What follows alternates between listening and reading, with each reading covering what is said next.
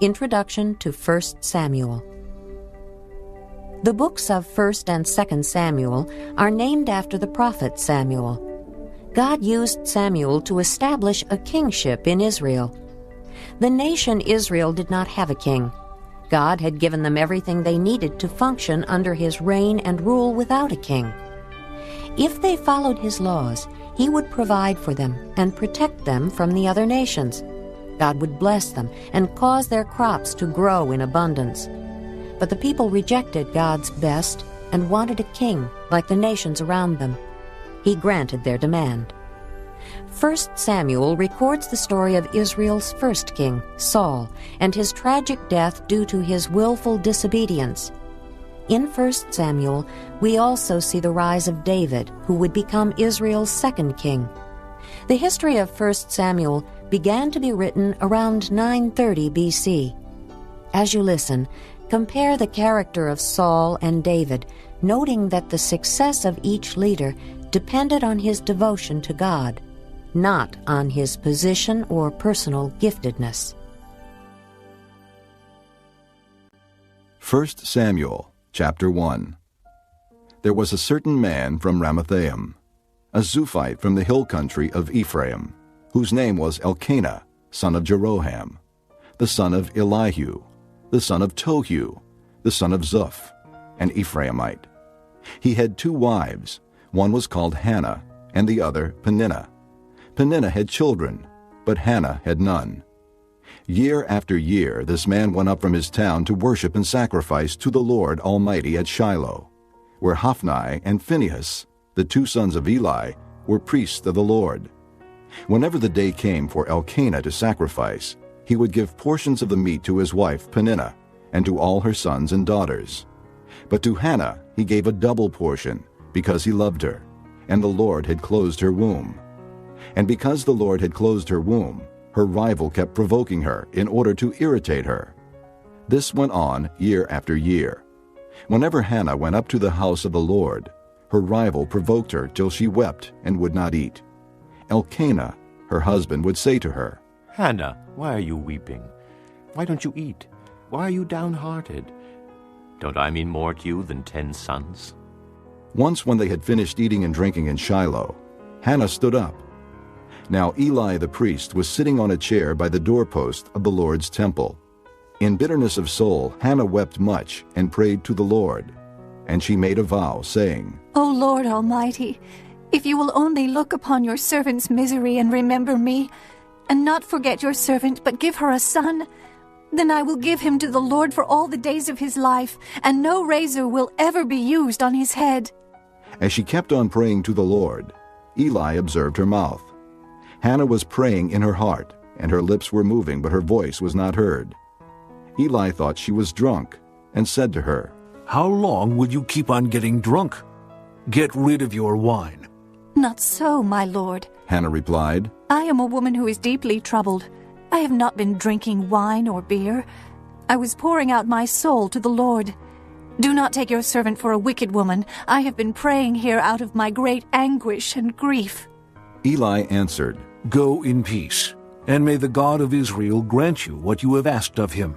She said, May your servant find favor in your eyes. Then she went her way and ate something, and her face was no longer downcast. Early the next morning they arose and worshipped before the Lord, and then went back to their home at Ramah. Elkanah lay with Hannah his wife, and the Lord remembered her. So in the course of time Hannah conceived and gave birth to a son. She named him Samuel, saying, Because I asked the Lord for him. When the man Elkanah went up with all his family to offer the annual sacrifice to the Lord and to fulfill his vow, Hannah did not go. She said to her husband, After the boy is weaned, I will take him and present him before the Lord, and he will live there always. Do what seems best to you. Elkanah her husband told her. Stay here until you have weaned him. Only may the Lord make good his word. So the woman stayed at home and nursed her son until she had weaned him. After he was weaned, she took the boy with her, young as he was, along with a 3-year-old bull, an ephah of flour, and a skin of wine, and brought him to the house of the Lord at Shiloh. When they had slaughtered the bull, they brought the boy to Eli, and she said to him, As surely as you live, my lord, I am the woman who stood here beside you praying to the Lord. I prayed for this child, and the Lord has granted me what I asked of him. So now I give him to the Lord. For his whole life he will be given over to the Lord. and he worshipped the Lord there. This concludes Disc 15. Chapter 2. Then Hannah prayed and said, My heart rejoices in the Lord. In the Lord my horn is lifted high. My mouth boasts over my enemies, for I delight in your deliverance. There is no one holy like the Lord. There is no one besides you. There is no rock like our God. Do not keep talking so proudly, or let your mouth speak such arrogance. For the Lord is a God who knows, and by him deeds are weighed. The bows of the warriors are broken, but those who stumbled are armed with strength. Those who were full hire themselves out for food, but those who were hungry hunger no more. She who was barren has borne 7 children, but she who has had many sons pines away. The Lord brings death and makes alive. He brings down to the grave and raises up. The Lord sends poverty and wealth. He humbles and he exalts. He raises the poor from the dust and lifts the needy from the ash heap. He seats them with princes and has them inherit a throne of honor. For the foundations of the earth are the Lord's. Upon them he has set the world. He will guard the feet of his saints, but the wicked will be silenced in darkness. It is not by strength that one prevails. Those who oppose the Lord will be shattered. He will thunder against them from heaven. The Lord will judge the ends of the earth. He will give strength to his king and exalt the horn of his anointed. Then Elkanah went home to Ramah, but the boy ministered before the Lord under Eli the priest. Eli's sons were wicked men. They had no regard for the Lord. Now it was the practice of the priests with the people that whenever anyone offered a sacrifice, and while the meat was being boiled, the servant of the priest would come with a 3-pronged fork in his hand. He would plunge it into the pan or kettle or cauldron or pot, and the priest would take for himself whatever the fork brought up. This is how they treated all the Israelites who came to Shiloh. But even before the fat was burned, the servant of the priest would come and say to the man who was sacrificing, Give the priest some meat to roast. He won't accept boiled meat from you, but only raw. If the man said to him, Let the fat be burned up first, and then take whatever you want. the servant would then answer, No, hand it over now. If you don't, I'll take it by force. This sin of the young men was very great in the Lord's sight, for they were treating the Lord's offering with contempt. But Samuel was ministering before the Lord, a boy wearing a linen ephod. Each year his mother made him a little robe and took it to him when she went up with her husband to offer the annual sacrifice. Eli would bless Elkanah and his wife, saying, May the Lord give you children by this woman to take the place of the one she prayed for and gave to the Lord. Then they would go home, and the Lord was gracious to Hannah. She conceived and gave birth to 3 sons and 2 daughters. Meanwhile, the boy Samuel grew up in the presence of the Lord. Now Eli, who was very old, heard about everything his sons were doing to all Israel, and how they slept with the women who served at the entrance to the tent of meeting. So he said to them, Why do you do such things? I hear from all the people about these wicked deeds of yours. No, my sons, it is not a good report that I hear spreading among the Lord's people. If a man sins against another man, God may mediate for him. But if a man sins against the Lord, who will intercede for him? His sons, however, did not listen to their father's rebuke, for it was the Lord's will to put them to death. And the boy Samuel continued to grow in stature and in favor with the Lord and with men. Now a man of God came to Eli and said to him, This is what the Lord says. Did I not clearly reveal myself to your father's house when they were in Egypt under Pharaoh? I chose your father out of all the tribes of Israel to be my priest, to go up to my altar, to burn incense, and to wear an ephod in my presence. I also gave your father's house all the offerings made with fire by the Israelites. Why do you scorn my sacrifice and offering that I prescribed for my dwelling? Why do you honor your sons more than me by fattening yourselves on the choice parts of every offering made by my people Israel? Therefore the Lord, the God of Israel, declares, I promised that your house and your father's house would minister before me forever. But now the Lord declares, Far be it from me, those who honor me I will honor, but those who despise me will be disdained. The time is coming when I will cut short your strength and the strength of your father's house, so that there will not be an old man in your family line, and you will see distress in my dwelling. Although good will be done to Israel, in your family line there will never be an old man. Every one of you that I do not cut off from my altar will be spared only to blind your eyes with tears and to grieve your heart, and all your descendants will die in the prime of life. And what happens to your 2 sons, Hophni and Phinehas, will be a sign to you. They will both die on the same day. I will raise up for myself a faithful priest, who will do according to what is in my heart and mind. I will firmly establish his house, and he will minister before my anointed one always. Then everyone left in your family line will come and bow down before him for a piece of silver and a crust of bread, and plead, Appoint me to some priestly office so I can have food to eat. Chapter 3. The boy Samuel ministered before the Lord under Eli. In those days the word of the Lord was rare. There were not many visions. One night Eli, whose eyes were becoming so weak that he could barely see, was lying down in his usual place. The lamp of God had not yet gone out, and Samuel was lying down in the temple of the Lord, where the ark of God was. Then the Lord called Samuel. Samuel answered, Here I am. And he ran to Eli and said, Here I am. You called me. But Eli said, I did not call. Go back and lie down. So he went and lay down. Again the Lord called, Samuel. And Samuel got up and went to Eli and said, Here I am. You called me. My son, Eli said, I did not call. Go back and lie down. Now Samuel did not yet know the Lord. The word of the Lord had not yet been revealed to him. The Lord called Samuel a 3rd time. And Samuel got up and went to Eli and said, Here I am. You called me. Then Eli realized that the Lord was calling the boy. So Eli told Samuel, Go and lie down, and if he calls you, say, Speak, Lord, for your servant is listening. So Samuel went and lay down in his place. The Lord came and stood there, calling as at the other times, Samuel, Samuel. Then Samuel said, Speak, for your servant is listening. And the Lord said to Samuel, See, I am about to do something in Israel that will make the ears of everyone who hears of it tingle. At that time, I will carry out against Eli everything I spoke against his family, from beginning to end. For I told him that I would judge his family forever because of the sin he knew about. His sons made themselves contemptible, and he failed to restrain them. Therefore, I swore to the house of Eli, the guilt of Eli's house will never be atoned for by sacrifice or offering. Samuel lay down until morning, and then opened the doors of the house of the Lord.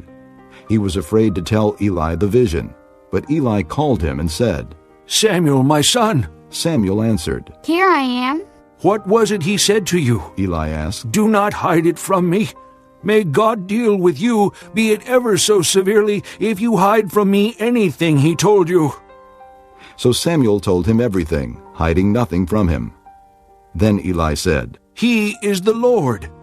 Let him do what is good in his eyes. The Lord was with Samuel as he grew up, and he let none of his words fall to the ground.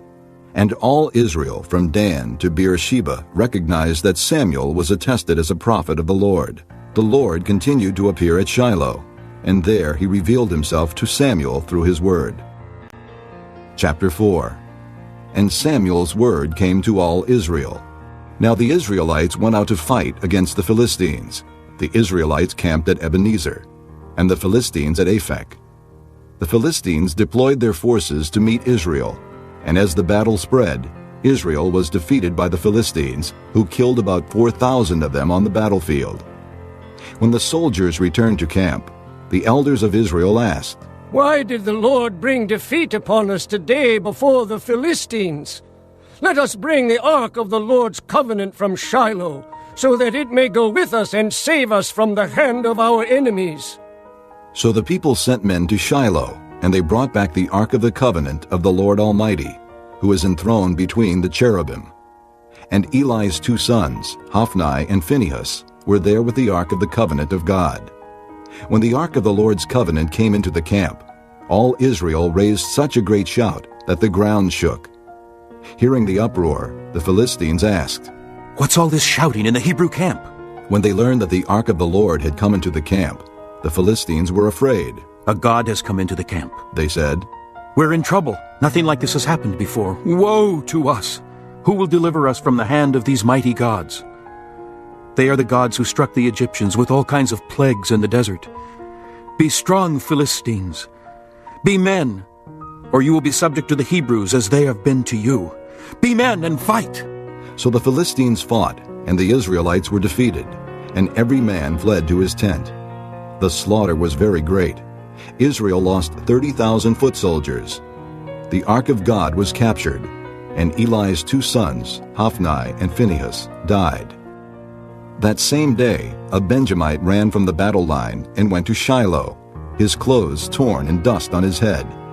When he arrived, there was Eli sitting on his chair by the side of the road, watching, because his heart feared for the ark of God. When the man entered the town and told what had happened, the whole town sent up a cry. Eli heard the outcry and asked, "What is the meaning of this uproar?"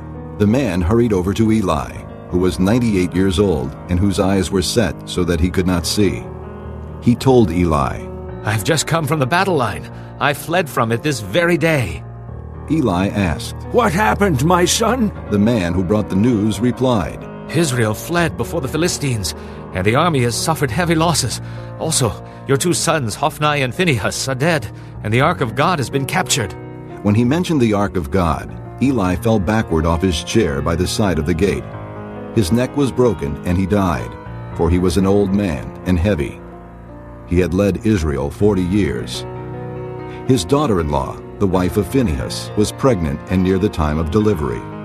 When she heard the news that the ark of God had been captured, and that her father-in-law and her husband were dead, she went into labor and gave birth, but was overcome by her labor pains. As she was dying, the women attending her said, "Don't despair. You have given birth to a son." But she did not respond or pay any attention. She named the boy Ichabod, saying, "The glory has departed from Israel," because of the capture of the ark of God and the deaths of her father-in-law and her husband.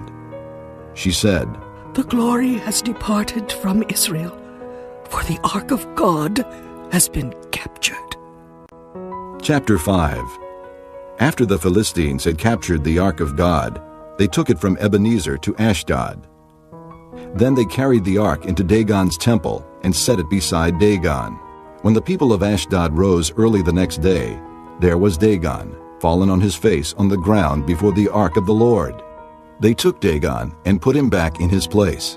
But the following morning when they rose, there was Dagon, fallen on his face on the ground before the ark of the Lord. His head and hands had been broken off and were lying on the threshold. Only his body remained. That is why to this day neither the priest of Dagon nor any others who enter Dagon's temple at Ashdod step on the threshold. The Lord's hand was heavy upon the people of Ashdod and its vicinity. He brought devastation upon them and afflicted them with tumors. When the men of Ashdod saw what was happening, they said, "The ark of the God of Israel must not stay here with us, because his hand is heavy upon us, and upon Dagon our God." So they called together all the rulers of the Philistines and asked them, "What shall we do with the ark of the God of Israel?" They answered, "Have the ark of the God of Israel moved to Gath." So they moved the ark of the God of Israel. But after they had moved it, the Lord's hand was against that city, throwing it into a great panic.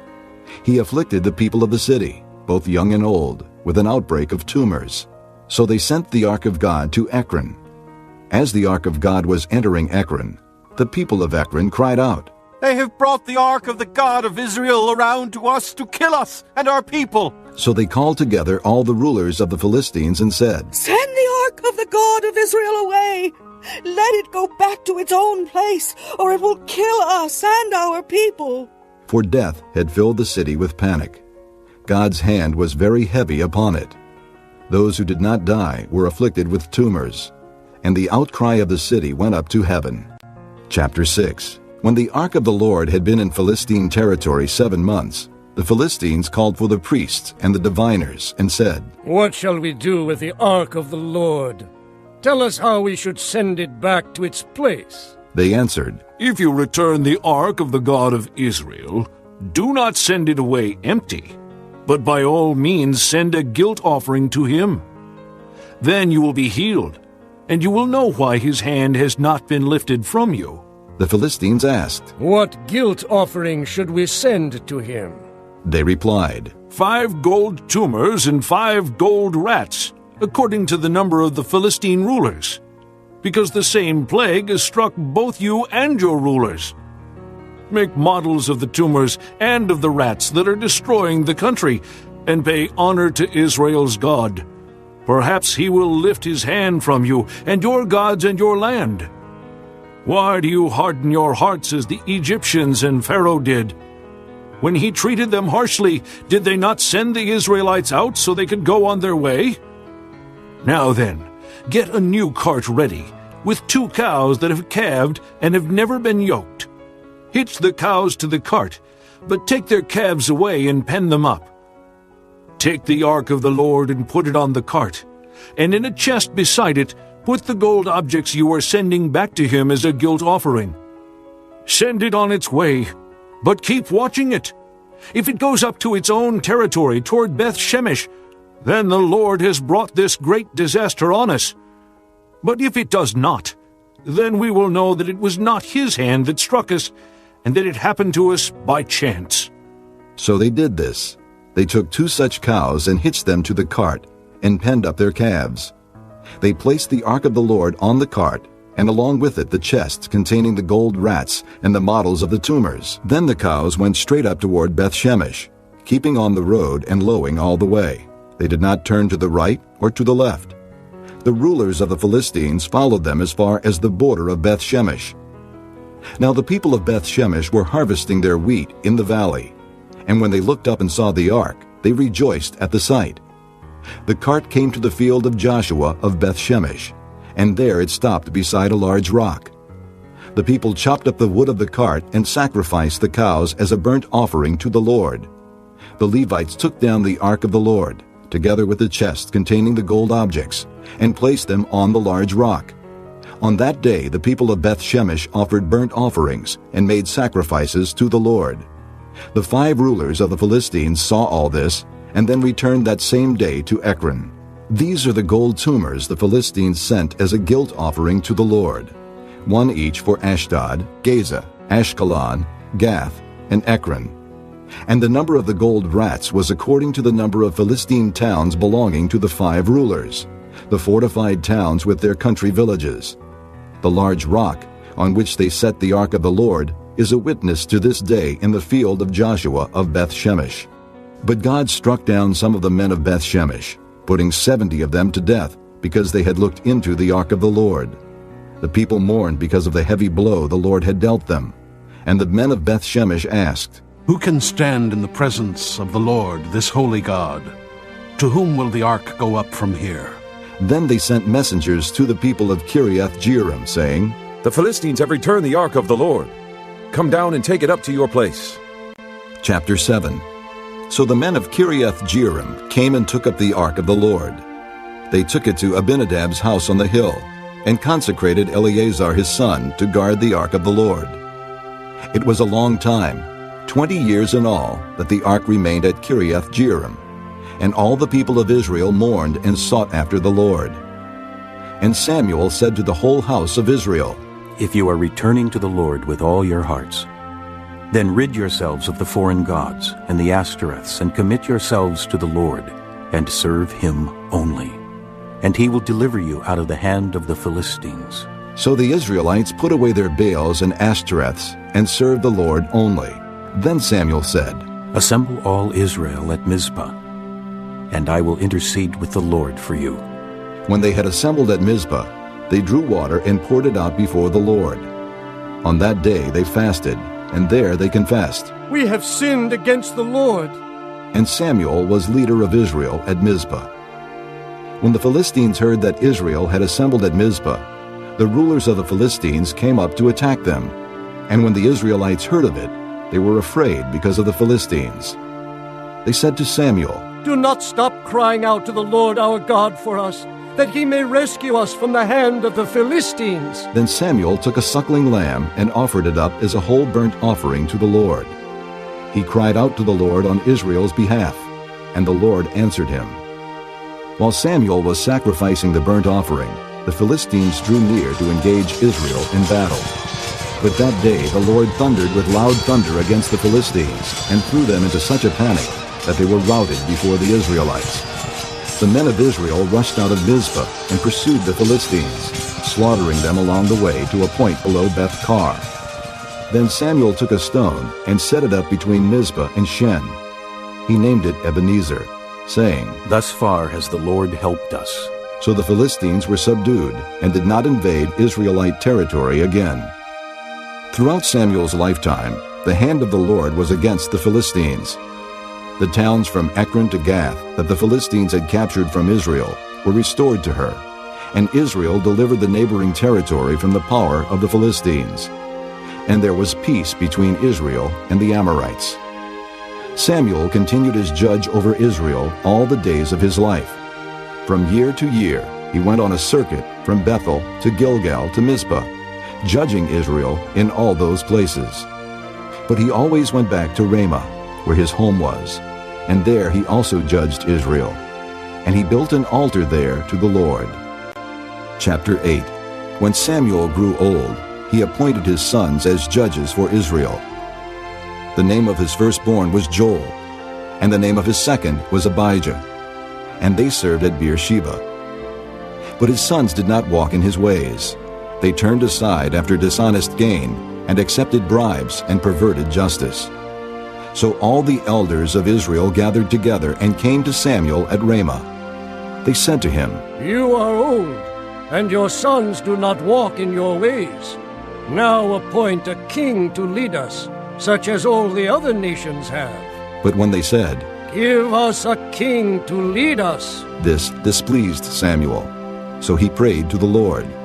And the Lord told him, Listen to all that the people are saying to you. It is not you they have rejected, but they have rejected me as their king, as they have done from the day I brought them up out of Egypt until this day, forsaking me and serving other gods, so they are doing to you. Now listen to them, but warn them solemnly, and let them know what the king who will reign over them will do. Samuel told all the words of the Lord to the people who were asking him for a king. He said, "This is what the king who will reign over you will do. He will take your sons and make them serve with his chariots and horses, and they will run in front of his chariots. Some he will assign to be commanders of thousands, and commanders of 50s, and others to plow his ground and reap his harvest, and still others to make weapons of war and equipment for his chariots. He will take your daughters to be perfumers and cooks and bakers. He will take the best of your fields and vineyards and olive groves and give them to his attendants. He will take a tenth of your grain and of your vintage and give it to his officials and attendants. Your men servants and maidservants and the best of your cattle and donkeys he will take for his own use.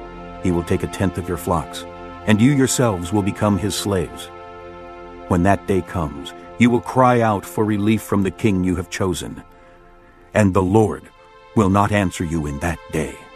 But the people refused to listen to Samuel. "No," they said, "we want a king over us. Then we will be like all the other nations, with a king to lead us and to go out before us and fight our battles." When Samuel heard all that the people said, he repeated it before the Lord. The Lord answered, "Listen to them, and give them a king." Then Samuel said to the men of Israel, "Everyone go back to his town." Chapter 9. There was a Benjamite, a man of standing, whose name was Kish, son of Abiel, the son of Zeror, the son of Bechorath, the son of Aphiah of Benjamin. He had a son named Saul, an impressive young man without equal among the Israelites, a head taller than any of the others. Now the donkeys belonging to Saul's father Kish were lost, and Kish said to his son Saul, "Take one of the servants with you, and go and look for the donkeys." So he passed through the hill country of Ephraim, and through the area around Shalisha. but they did not find them. They went on into the district of Shaalim, but the donkeys were not there. Then he passed through the territory of Benjamin, but they did not find them.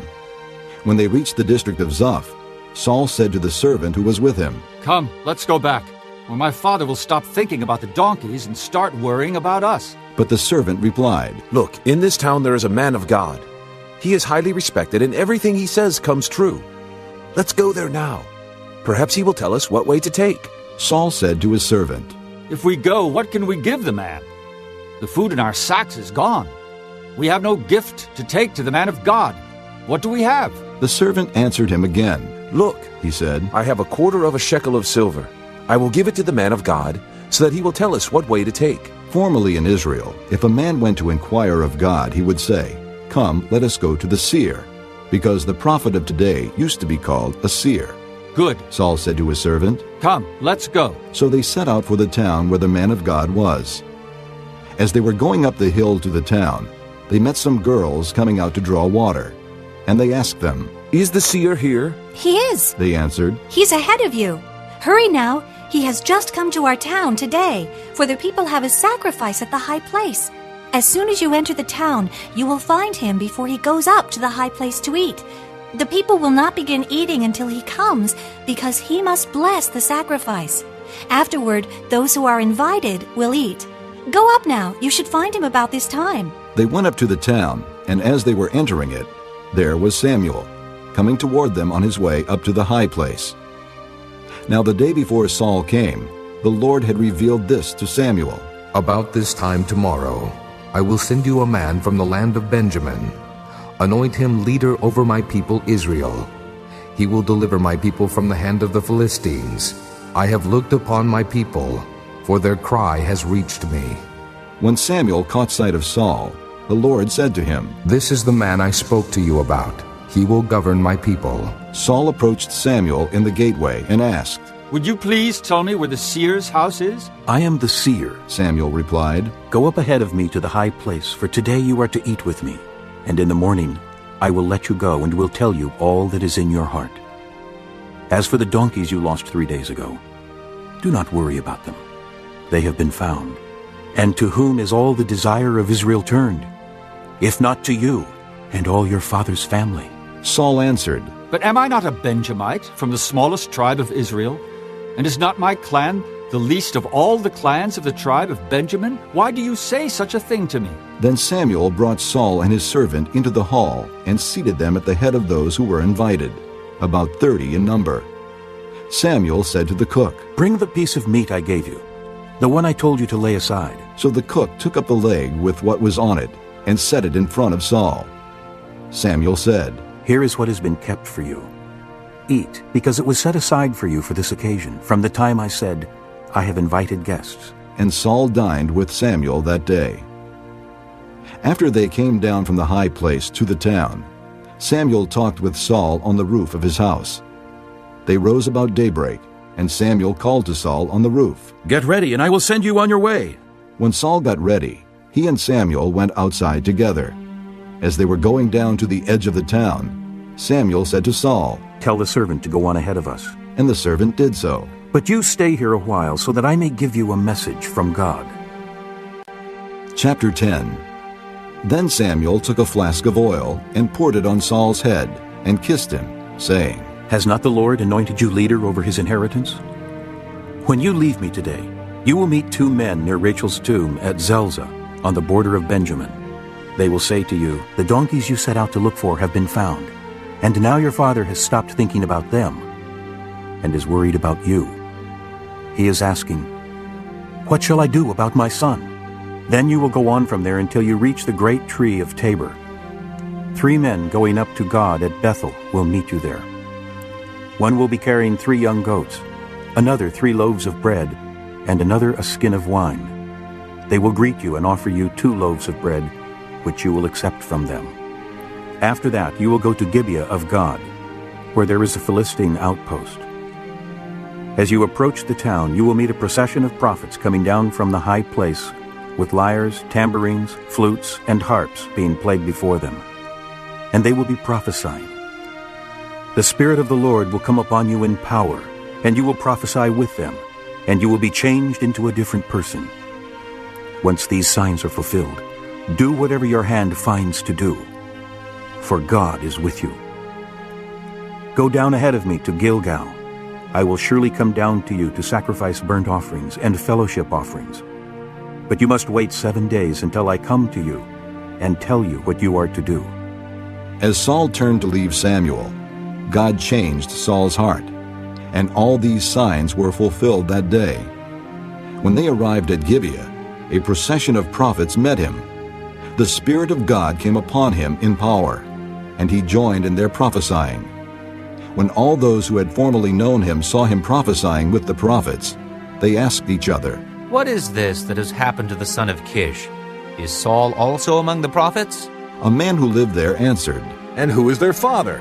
So it became a saying, "Is Saul also among the prophets?" After Saul stopped prophesying, he went to the high place.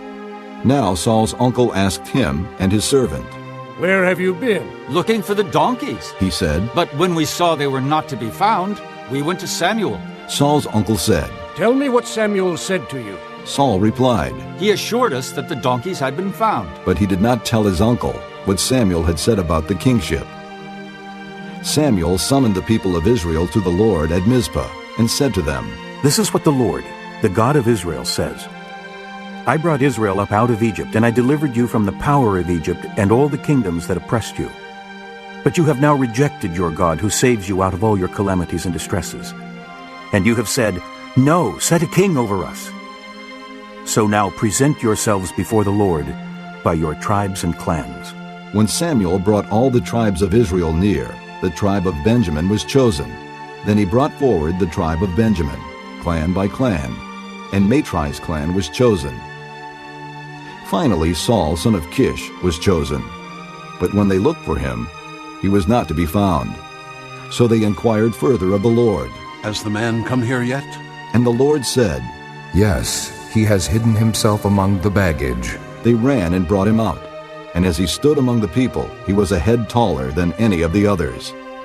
Samuel said to all the people, "Do you see the man the Lord has chosen? There is no one like him among all the people." Then the people shouted, "Long live the king!" Samuel explained to the people the regulations of the kingship. He wrote them down on a scroll and deposited it before the Lord. Then Samuel dismissed the people, each to his own home. Saul also went to his home in Gibeah, accompanied by valiant men whose hearts God had touched. But some troublemakers said, "How can this fellow save us?" They despised him and brought him no gifts. But Saul kept silent. Chapter 11. Nahash the Ammonite went up and besieged Jabesh Gilead. And all the men of Jabesh said to him, "Make a treaty with us, and we will be subject to you." But Nahash the Ammonite replied, "I will make a treaty with you only on the condition that I gouge out the right eye of every one of you, and so bring disgrace on all Israel." The elders of Jabesh said to him, "Give us 7 days so we can send messengers throughout Israel. If no one comes to rescue us, we will surrender to you." When the messengers came to Gibeah of Saul and reported these terms to the people, they all wept aloud. Just then Saul was returning from the fields behind his oxen, and he asked, "What is wrong with the people? Why are they weeping?" Then they repeated to him what the men of Jabesh had said. When Saul heard their words, the Spirit of God came upon him in power, and he burned with anger. He took a pair of oxen, cut them into pieces, and sent the pieces by messengers throughout Israel, proclaiming, "This is what will be done to the oxen of anyone who does not follow Saul and Samuel." Then the terror of the Lord fell on the people, and they turned out as one man. When Saul mustered them at Bezek, the men of Israel numbered 300,000, and the men of Judah 30,000. They told the messengers who had come, "Say to the men of Jabesh Gilead, by the time the sun is hot tomorrow, you will be delivered." When the messengers went and reported this to the men of Jabesh, they were elated. They said to the Ammonites, "Tomorrow we will surrender to you, and you can do to us whatever seems good to you." The next day, Saul separated his men into 3 divisions. During the last watch of the night, they broke into the camp of the Ammonites and slaughtered them until the heat of the day. Those who survived were scattered, so that no two of them were left together. The people then said to Samuel, "Who was it that asked, 'Shall Saul reign over us?' Bring these men to us, and we will put them to death." But Saul said, "No one shall be put to death today, for this day the Lord has rescued Israel." Then Samuel said to the people, "Come, let us go to Gilgal, and there reaffirm the kingship." So all the people went to Gilgal and confirmed Saul as king in the presence of the Lord. There they sacrificed fellowship offerings before the Lord, and Saul and all the Israelites held a great celebration. Chapter 12. Samuel said to all Israel, "I have listened to everything you said to me, and have set a king over you. Now you have a king as your leader. As for me, I am old and gray, and my sons are here with you. I have been your leader from my youth until this day. Here I stand. Testify against me in the presence of the Lord and his anointed. Whose ox have I taken? Whose donkey have I taken? Whom have I cheated? Whom have I oppressed? From whose hand have I accepted a bribe to make me shut my eyes? If I have done any of these, I will make it right." "You have not cheated or oppressed us," they replied. "You have not taken anything from anyone's hand." Samuel said to them, "The Lord is witness against you, and also his anointed is witness this day, that you have not found anything in my hand." "He is witness," they said. Then Samuel said to the people, "It is the Lord who appointed Moses and Aaron, and brought your forefathers up out of Egypt. Now then, stand here, because I am going to confront you with evidence before the Lord as to all the righteous acts performed by the Lord for you and your fathers." After Jacob entered Egypt, they cried to the Lord for help, and the Lord sent Moses and Aaron, who brought your forefathers out of Egypt and settled them in this place. But they forgot the Lord their God. So he sold them into the hand of Sisera, the commander of the army of Hazor, and into the hands of the Philistines, and the king of Moab, who fought against them. They cried out to the Lord and said, "We have sinned. We have forsaken the Lord and served the Baals and the Ashtoreths. But now, deliver us from the hands of our enemies, and we will serve you." Then the Lord sent Jerubbaal, Barak, Jephthah, and Samuel, and he delivered you from the hands of your enemies on every side, so that you lived securely. But when you saw that Nahash, king of the Ammonites, was moving against you, you said to me, "No, we want a king to rule over us, even though the Lord your God was your king. Now here is the king you have chosen, the one you asked for. See, the Lord has set a king over you. If you fear the Lord and serve and obey him, and do not rebel against his commands, and if both you and the king who reigns over you follow the Lord your God, good. But if you do not obey the Lord, and if you rebel against his commands, his hand will be against you, as it was against your fathers. Now then, stand still and see this great thing the Lord is about to do before your eyes. Is it not wheat harvest now? I will call upon the Lord to send thunder and rain, and you will realize what an evil thing you did in the eyes of the Lord when you asked for a king." Then Samuel called upon the Lord, and that same day the Lord sent thunder and rain. So all the people stood in awe of the Lord and of Samuel. The people all said to Samuel, "Pray to the Lord your God for your servants, so that we will not die. For we have added to all our other sins the evil of asking for a king." "Do not be afraid," Samuel replied. "You have done all this evil, yet do not turn away from the Lord, but serve the Lord with all your heart. Do not turn away after useless idols. They can do you no good, nor can they rescue you, because they are useless. For the sake of his great name, the Lord will not reject his people, because the Lord was pleased to make you his own. As for me, far be it from me that I should sin against the Lord by failing to pray for you. And I will teach you the way that is good and right. But be sure to fear the Lord, and to serve him faithfully with all your heart. Consider what great things he has done for you. Yet if you persist in doing evil, both you and your king will be swept away."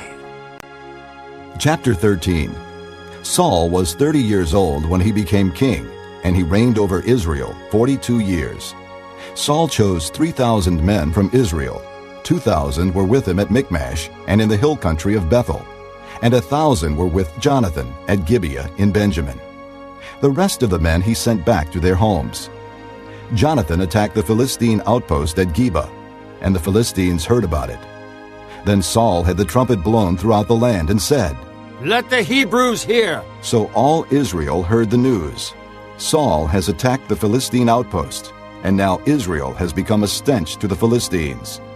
And the people were summoned to join Saul at Gilgal. The Philistines assembled to fight Israel, with 3,000 chariots, 6,000 charioteers, and soldiers as numerous as the sand on the seashore. They went up and camped at Michmash, east of Bethaven.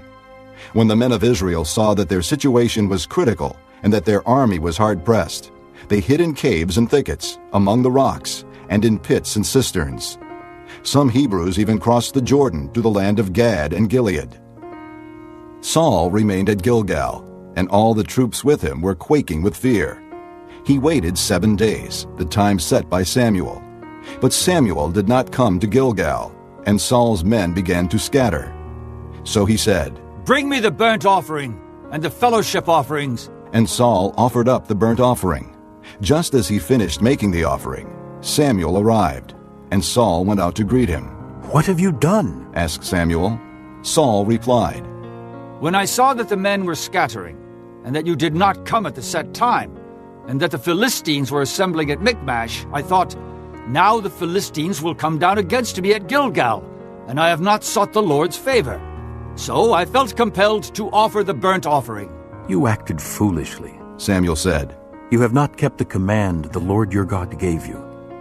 If you had, he would have established your kingdom over Israel for all time. But now your kingdom will not endure. The Lord has sought out a man after his own heart and appointed him leader of his people, because you have not kept the Lord's command."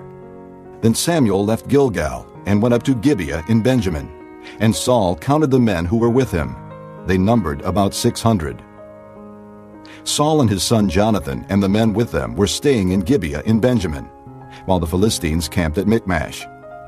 Raiding parties went out from the Philistine camp in 3 detachments. One turned toward Ophrah in the vicinity of Shul, another toward Beth-horon, and the third toward the borderland overlooking the valley of Zeboim, facing the desert.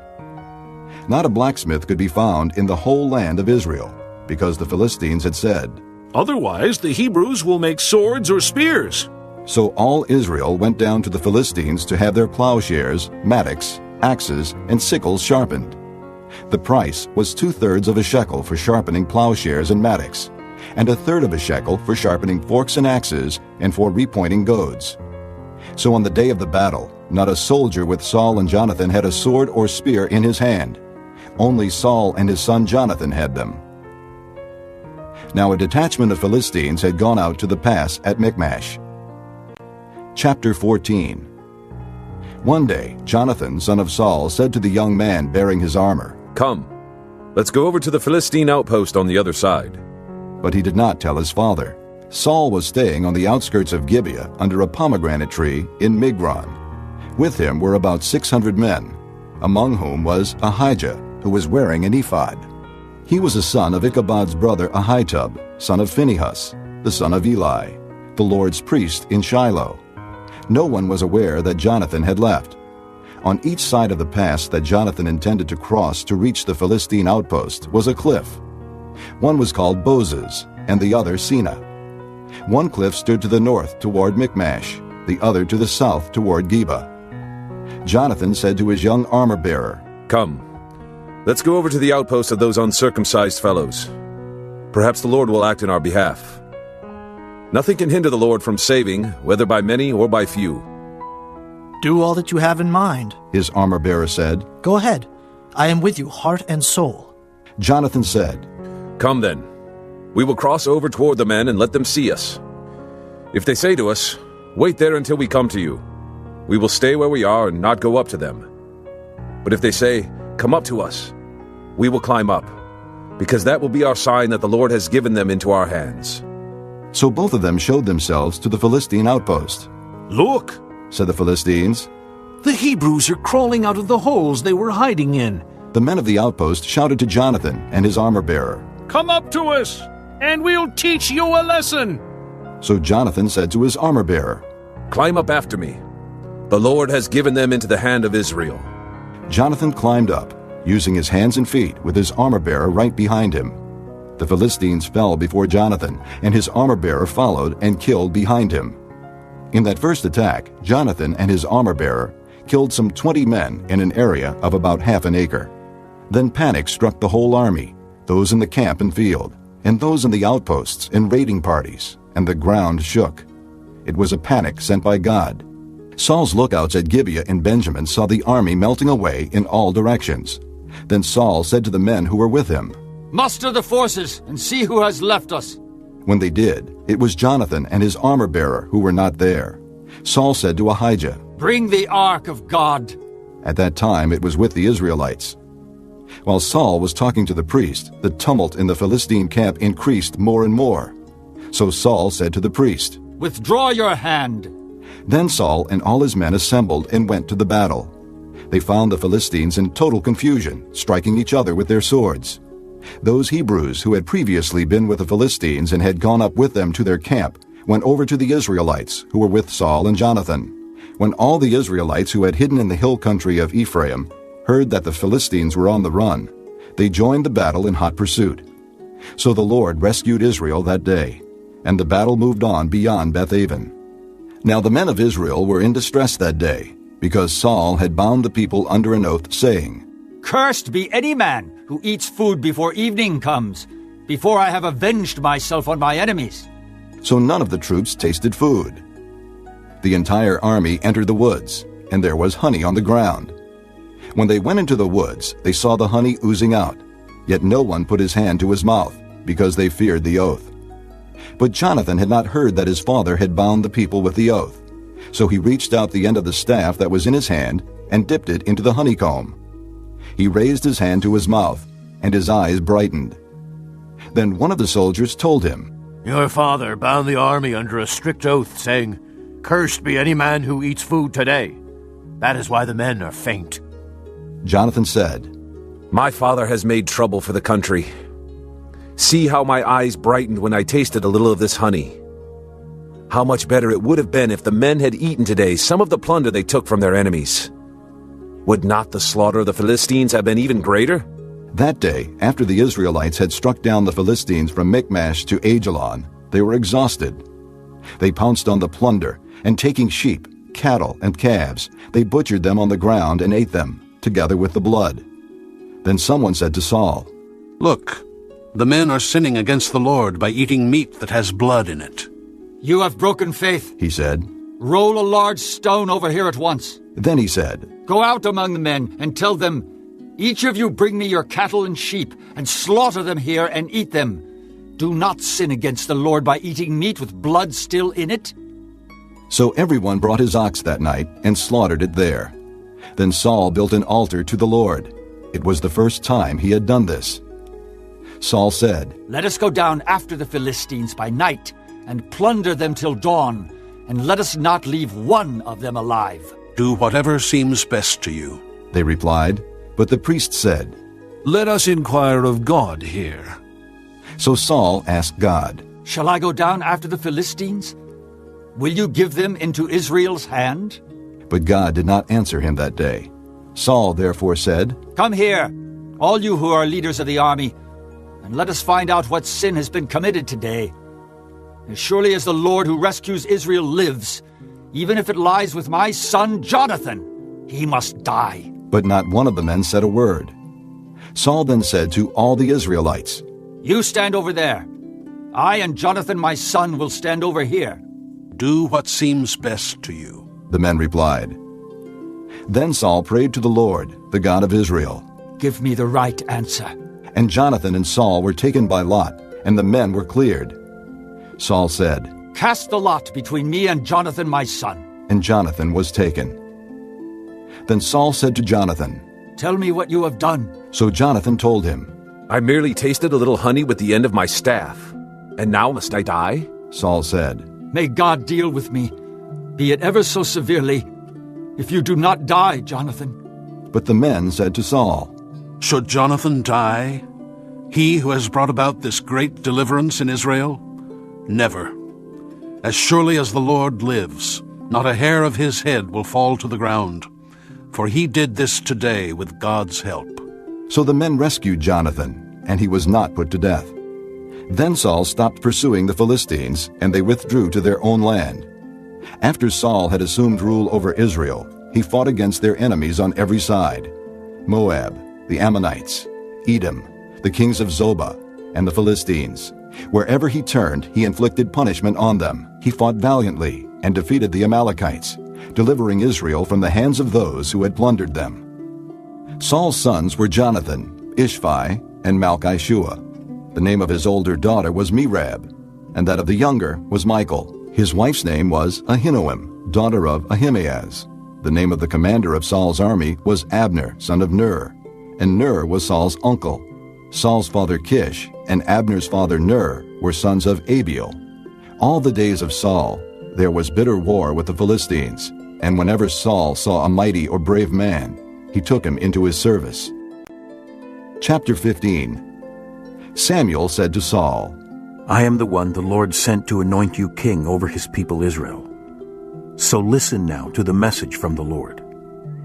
This is what the Lord Almighty says. I will punish the Amalekites for what they did to Israel when they waylaid them as they came up from Egypt. Now go, attack the Amalekites and totally destroy everything that belongs to them. Do not spare them. Put to death men and women, children and infants, cattle and sheep, camels and donkeys. So Saul summoned the men and mustered them at Telaim, 200,000 foot soldiers and 10,000 men from Judah.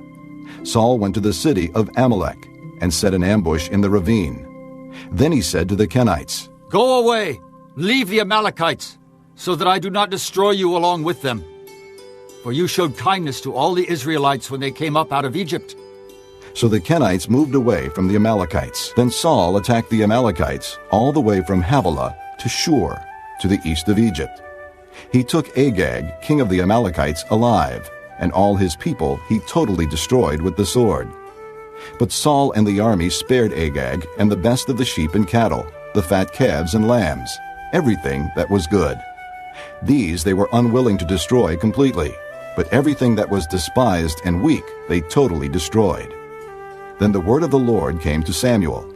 I am grieved that I have made Saul king, because he has turned away from me and has not carried out my instructions. Samuel was troubled, and he cried out to the Lord all that night. Early in the morning Samuel got up and went to meet Saul, but he was told, Saul has gone to Carmel. There he has set up a monument in his own honor, and has turned and gone on down to Gilgal. When Samuel reached him, Saul said, The Lord bless you.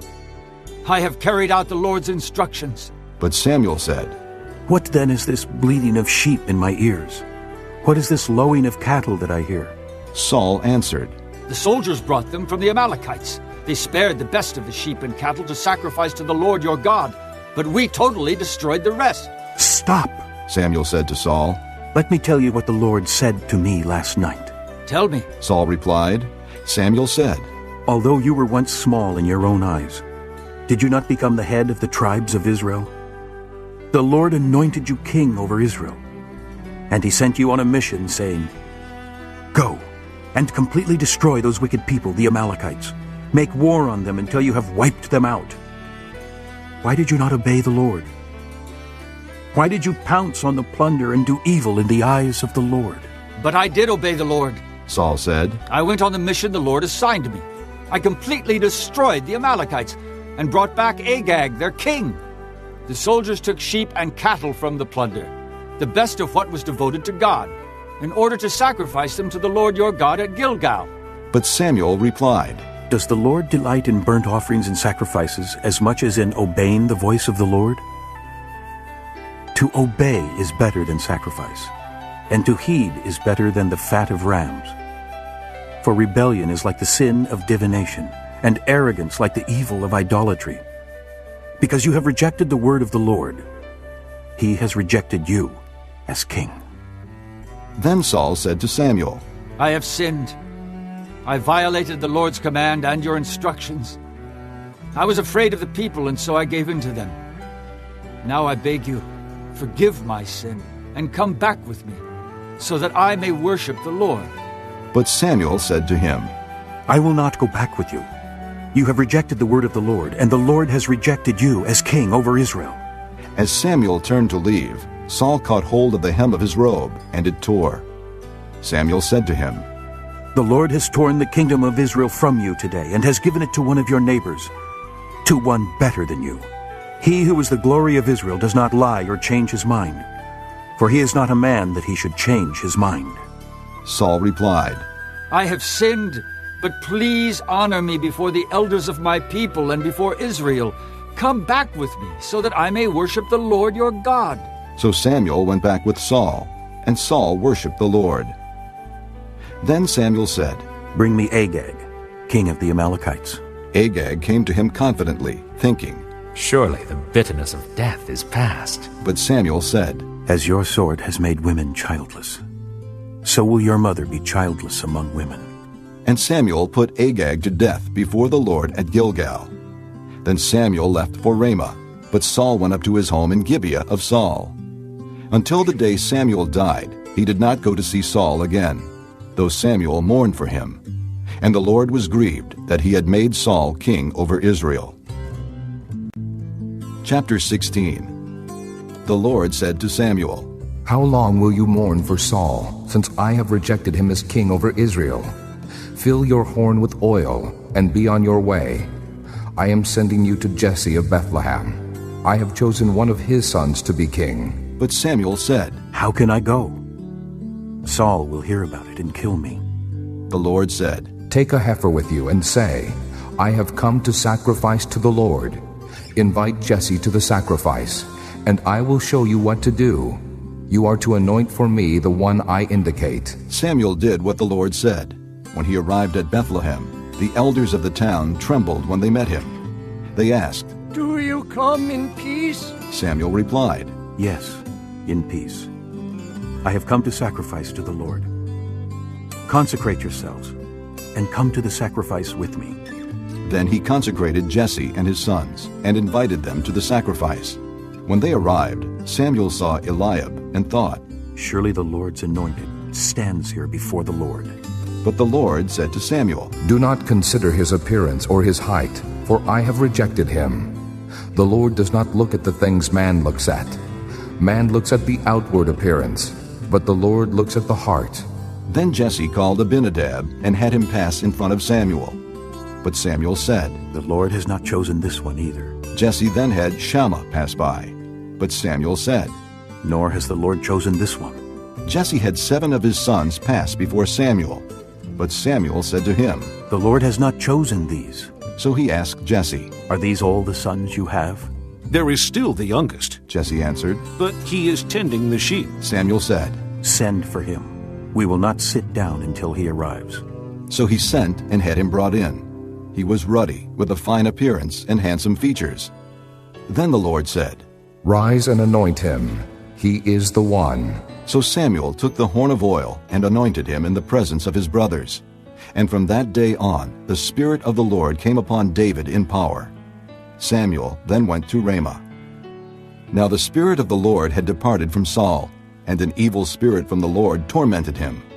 Saul's attendants said to him, See, an evil spirit from God is tormenting you. Let our Lord command his servants here to search for someone who can play the harp. He will play when the evil spirit from God comes upon you, and you will feel better. So Saul said to his attendants, Find someone who plays well and bring him to me. One of the servants answered, I have seen a son of Jesse of Bethlehem who knows how to play the harp. He is a brave man and a warrior. He speaks well and is a fine-looking man, and the Lord is with him. Then Saul sent messengers to Jesse and said, Send me your son David, who is with the sheep. So Jesse took a donkey loaded with bread, a skin of wine, and a young goat, and sent them with his son David to Saul. David came to Saul and entered his service. Saul liked him very much, and David became one of his armor-bearers. Then Saul sent word to Jesse, saying, Allow David to remain in my service, for I am pleased with him. Whenever the Spirit from God came upon Saul, David would take his harp and play. Then relief would come to Saul. He would feel better, and the evil spirit would leave him. Chapter 17. Now the Philistines gathered their forces for war and assembled at Soko in Judah.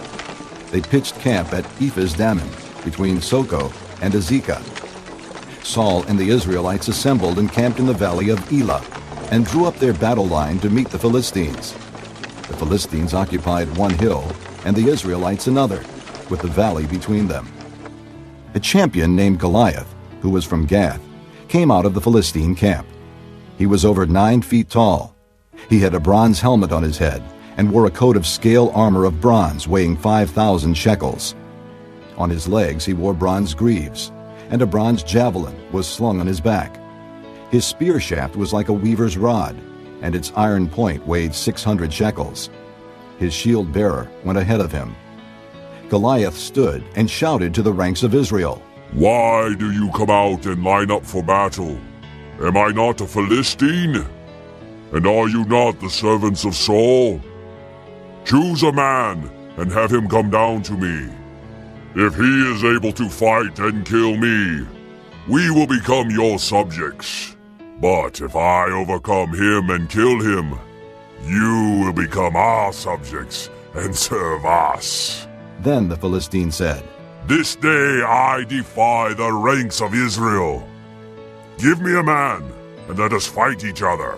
On hearing the Philistines' words, Saul and all the Israelites were dismayed and terrified. Now David was the son of an Ephrathite named Jesse, who was from Bethlehem in Judah. Jesse had 8 sons, and in Saul's time he was old and well advanced in years. Jesse's 3 oldest sons had followed Saul to the war. The firstborn was Eliab, the second Abinadab, and the third Shammah. David was the youngest. The 3 oldest followed Saul, but David went back and forth from Saul to tend his father's sheep at Bethlehem. For 40 days the Philistine came forward every morning and evening and took his stand.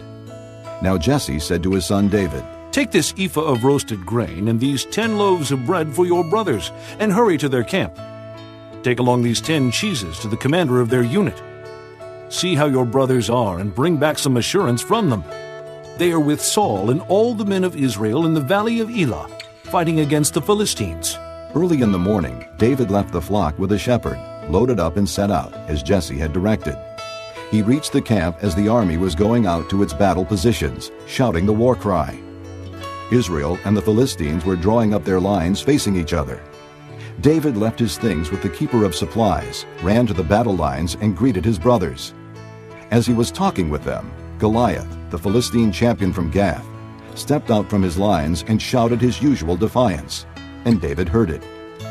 When the Israelites saw the man, they all ran from him in great fear. Now the Israelites had been saying, "Do you see how this man keeps coming out? He comes out to defy Israel.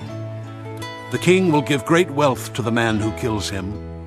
He will also give him his daughter in marriage, and will exempt his father's family from taxes in Israel." David asked the men standing near him, "What will be done for the man who kills this Philistine and removes this disgrace from Israel? Who is this uncircumcised Philistine, that he should defy the armies of the living God?" They repeated to him what they had been saying, and told him, "This is what will be done for the man who kills him." When Eliab, David's oldest brother, heard him speaking with the men, he burned with anger at him and asked, "Why have you come down here? And with whom did you leave those few sheep in the desert?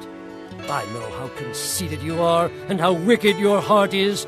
You came down only to watch the battle." "Now what have I done?" said David. "Can't I even speak?" He then turned away to someone else and brought up the same matter, and the men answered him as before.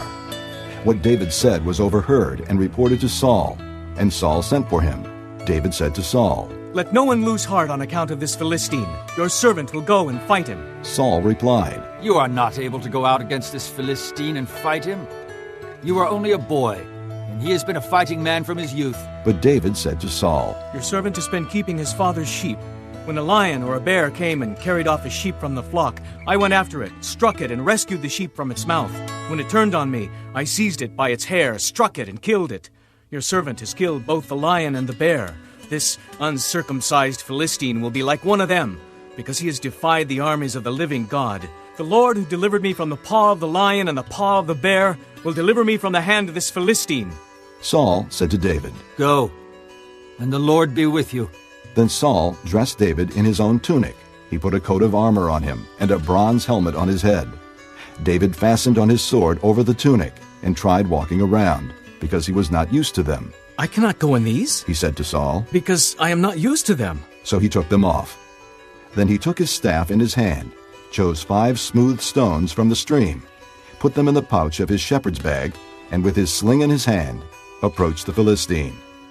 Meanwhile, the Philistine, with his shield-bearer in front of him, kept coming closer to David. He looked David over and saw that he was only a boy, ruddy and handsome, and he despised him. He said to David, Am I a dog, that you come at me with sticks? And the Philistine cursed David by his gods. Come here, and I'll give your flesh to the birds of the air and the beasts of the field. David said to the Philistine, You come against me with sword and spear and javelin, but I come against you in the name of the Lord Almighty, the God of the armies of Israel, whom you have defied. This day the Lord will hand you over to me, and I'll strike you down and cut off your head. Today I will give the carcasses of the Philistine army to the birds of the air and the beasts of the earth, and the whole world will know that there is a God in Israel. All those gathered here will know that it is not by sword or spear that the Lord saves, for the battle is the Lord's, and he will give all of you into our hands. As the Philistine moved closer to attack him, David ran quickly toward the battle line to meet him. Reaching into his bag and taking out a stone, he slung it and struck the Philistine on the forehead. The stone sank into his forehead, and he fell face down on the ground. So David triumphed over the Philistine with a sling and a stone. Without a sword in his hand, he struck down the Philistine and killed him. David ran and stood over him. He took hold of the Philistine's sword and drew it from the scabbard. After he killed him, he cut off his head with the sword. When the Philistines saw that their hero was dead, they turned and ran. Then the men of Israel and Judah surged forward with a shout and pursued the Philistines to the entrance of Gath and to the gates of Ekron. Their dead were strewn along the Shaaraim road to Gath and Ekron. When the Israelites returned from chasing the Philistines, they plundered their camp. David took the Philistines' head and brought it to Jerusalem, and he put the Philistines' weapons in his own tent. As Saul watched David going out to meet the Philistine, he said to Abner, commander of the army, Abner, whose son is that young man? Abner replied, As surely as you live, O king, I don't know. The king said, Find out whose son this young man is. As soon as David returned from killing the Philistine, Abner took him and brought him before Saul, with David still holding the Philistine's head. Whose son are you, young man? Saul asked him. David said, I am the son of your servant Jesse of Bethlehem. This concludes Disc 16. Chapter 18. After David had finished talking with Saul, Jonathan became one in spirit with David, and he loved him as himself. From that day Saul kept David with him, and did not let him return to his father's house. And Jonathan made a covenant with David because he loved him as himself. Jonathan took off the robe he was wearing and gave it to David, along with his tunic, and even his sword, his bow, and his belt. Whatever Saul sent him to do, David did it so successfully that Saul gave him a high rank in the army. This pleased all the people, and Saul's officers as well. When the men were returning home after David had killed the Philistine, the women came out from all the towns of Israel to meet King Saul with singing and dancing, with joyful songs, and with tambourines and lutes. As they danced, they sang, Saul has slain his thousands and David his tens of thousands. Saul was very angry. This refrain galled him. They have credited David with tens of thousands, he thought, but me with only thousands. What more can he get but the kingdom? And from that time on, Saul kept a jealous eye on David. The next day, an evil spirit from God came forcefully upon Saul. He was prophesying in his house, while David was playing the harp, as he usually did. Saul had a spear in his hand, and he hurled it, saying to himself, I'll pin David to the wall. But David eluded him twice. Saul was afraid of David, because the Lord was with David but had left Saul. So he sent David away from him and gave him command over 1,000 men. And David led the troops in their campaigns. In everything he did, he had great success, because the Lord was with him. When Saul saw how successful he was afraid of him. But all Israel and Judah loved David, because he led them in their campaigns. Saul said to David, "Here is my older daughter Merab. I will give her to you in marriage. Only serve me bravely and fight the battles of the Lord." For Saul said to himself, "I will not raise a hand against him. Let the Philistines do that." But David said to Saul, "Who am I, and what is my family or my father's clan in Israel, that I should become the king's son-in-law?" So when the time came for Merab, Saul's daughter, to be given to David, she was given in marriage to Adriel of Mahalath. Now Saul's daughter Michal was in love with David, and when they told Saul about it, he was pleased. "I will give her to him," he thought, "so that she may be a snare to him, and so that the hand of the Philistines may be against him." So Saul said to David, "Now you have a second opportunity to become my son-in-law." Then Saul ordered his attendants, "Speak to David privately and say, 'Look, the king is pleased with you, and his attendants all like you. Now become his son-in-law.'" They repeated these words to David, but David said, "Do you think it is a small matter to become the king's son-in-law? I'm only a poor man and little known." When Saul's servants told him what David had said, Saul replied, "Say to David, the king wants no other price for the bride than 100 Philistine foreskins to take revenge on his enemies." Saul's plan was to have David fall by the hands of the Philistines. When the attendants told David these things, he was pleased to become the king's son-in-law. So before the allotted time elapsed, David and his men went out and killed 200 Philistines. He brought their foreskins and presented the full number to the king, so that he might become the king's son-in-law. Then Saul gave him his daughter Michal in marriage. When Saul realized that the Lord was with David and that his daughter Michal loved David, Saul became still more afraid of him, and he remained his enemy the rest of his days. The Philistine commanders continued to go out to battle, and as often as they did, David met with more success than the rest of Saul's officers, and his name became well known. Chapter 19. Saul told his son Jonathan and all the attendants to kill David. But Jonathan was very fond of David and warned him, "My father Saul is looking for a chance to kill you. Be on your guard tomorrow morning. Go into hiding and stay there. I will go out and stand with my father in the field where you are. I'll speak to him about you and will tell you what I find out." Jonathan spoke well of David to Saul, his father, and said to him, "Let not the king do wrong to his servant David. He has not wronged you, and what he has done has benefited you greatly. He took his life in his hands when he killed the Philistine. The Lord won a great victory for all Israel, and you saw it and were glad. Why then would you do wrong to an innocent man like David by killing him for no reason?" Saul listened to Jonathan and took this oath, "As surely as the Lord lives, David will not be put to death." So Jonathan called David and told him the whole conversation. He brought him to Saul, and David was with Saul as before. Once more war broke out, and David went out and fought the Philistines. He struck them with such force that they fled before him. But an evil spirit from the Lord came upon Saul as he was sitting in his house with his spear in his hand. While David was playing the harp, Saul tried to pin him to the wall with his spear, but David eluded him as Saul drove the spear into the wall. That night, David made good his escape. Saul sent men to David's house to watch it and to kill him in the morning. But Michal, David's wife, warned him, "If you don't run for your life tonight, tomorrow you'll be killed." So Michal let David down through a window, and he fled and escaped. Then Michal took an idol and laid it on the bed, covering it with a garment and putting some goat's hair at the head. When Saul sent the men to capture David, Michal said, "He is ill." Then Saul sent the men back to see David and told them, "Bring him up to me in his bed, so that I may kill him." But when the men entered, there was the idol in the bed, and at the head was some goat's hair. Saul said to Michal, "Why did you deceive me like this and send my enemy away so that he escaped?" Michal told him, "He said to me, 'Let me get away. Why should I kill you?'" When David had fled and made his escape, he went to Samuel at Ramah and told him all that Saul had done to him. Then he and Samuel went to Naioth and stayed there. Word came to Saul, "David is in Naioth at Ramah." So he sent men to capture him.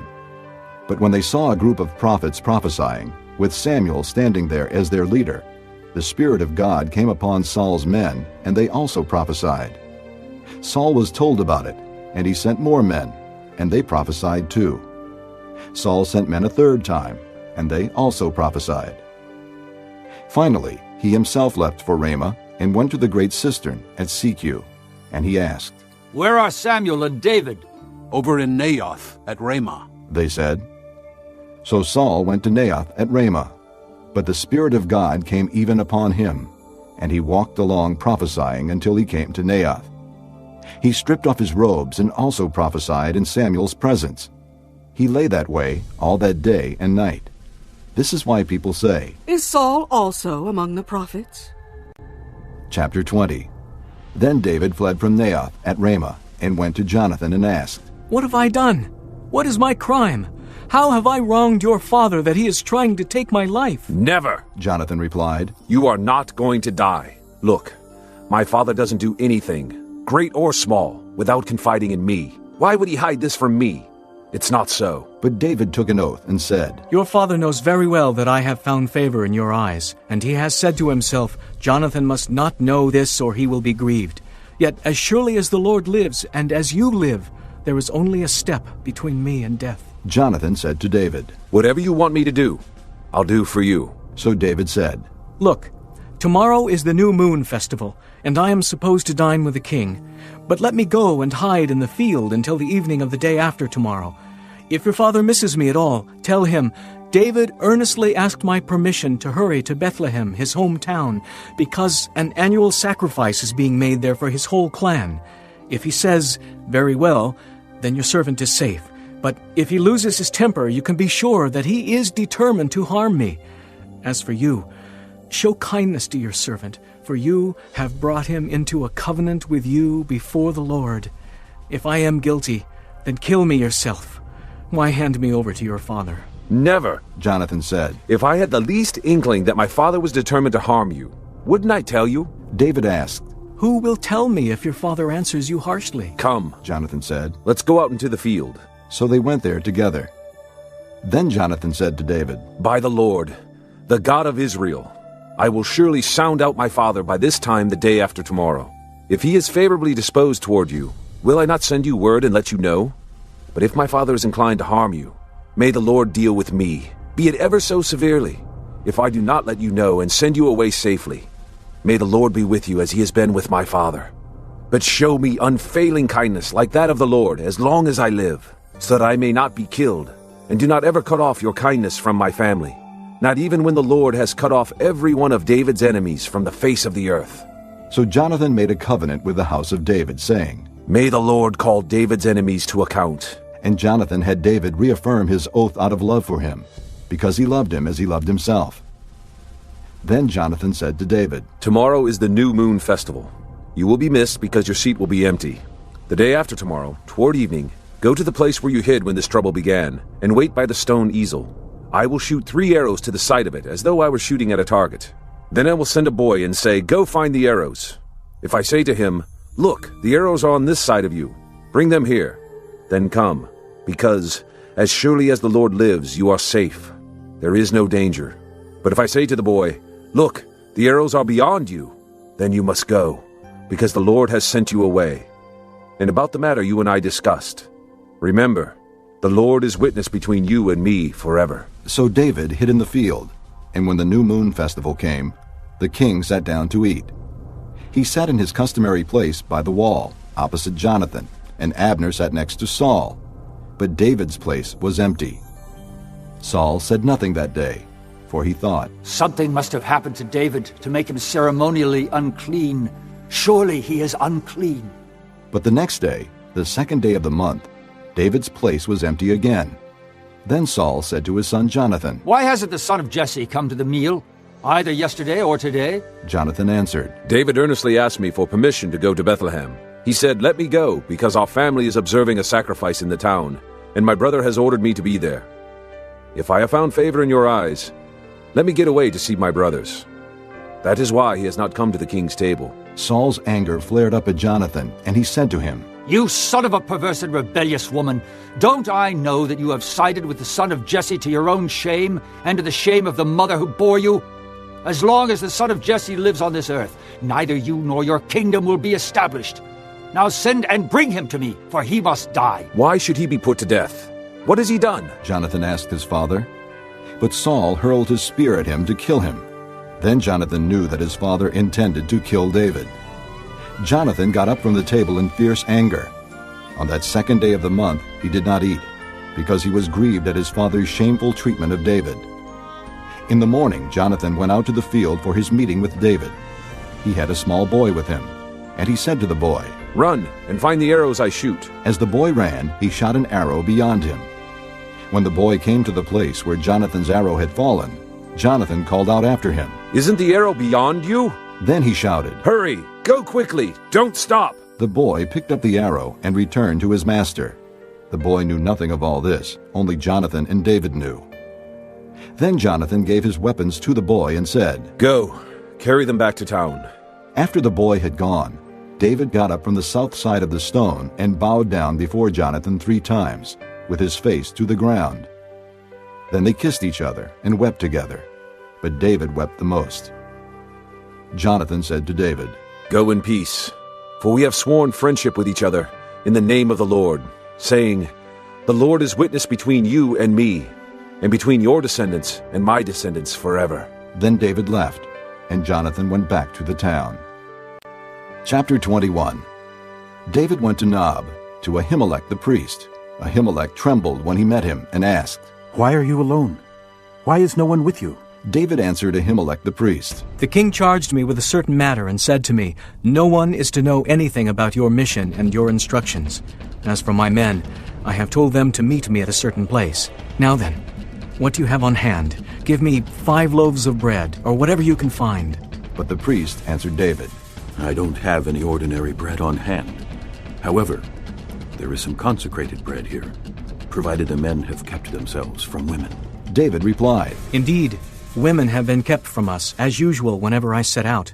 The men's things are holy, even on missions that are not holy. How much more so today?" So the priest gave him the consecrated bread, since there was no bread there except the bread of the presence that had been removed from before the Lord, and replaced by hot bread on the day it was taken away. Now one of Saul's servants was there that day, detained before the Lord. He was Doeg the Edomite, Saul's head shepherd. David asked Ahimelech, "Don't you have a spear or a sword here? I haven't brought my sword or any other weapon because the king's business was urgent." The priest replied, "The sword of Goliath the Philistine, whom you killed in the valley of Elah, is here. It is wrapped in a cloth behind the ephod. If you want it, take it. There is no sword here but that one." David said, "There is none like it. Give it to me." That day David fled from Saul and went to Achish, king of Gath.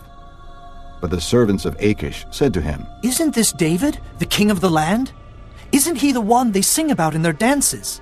Saul has slain his thousands, and David his tens of thousands." David took these words to heart, and was very much afraid of Achish, king of Gath. So he pretended to be insane in their presence, and while he was in their hands he acted like a madman, making marks on the doors of the gate, and letting saliva run down his beard. Achish said to his servants, "Look at the man! He is insane! Why bring him to me? Am I so short of madmen that you have to bring this fellow here to carry on like this in front of me? Must this man come into my house?"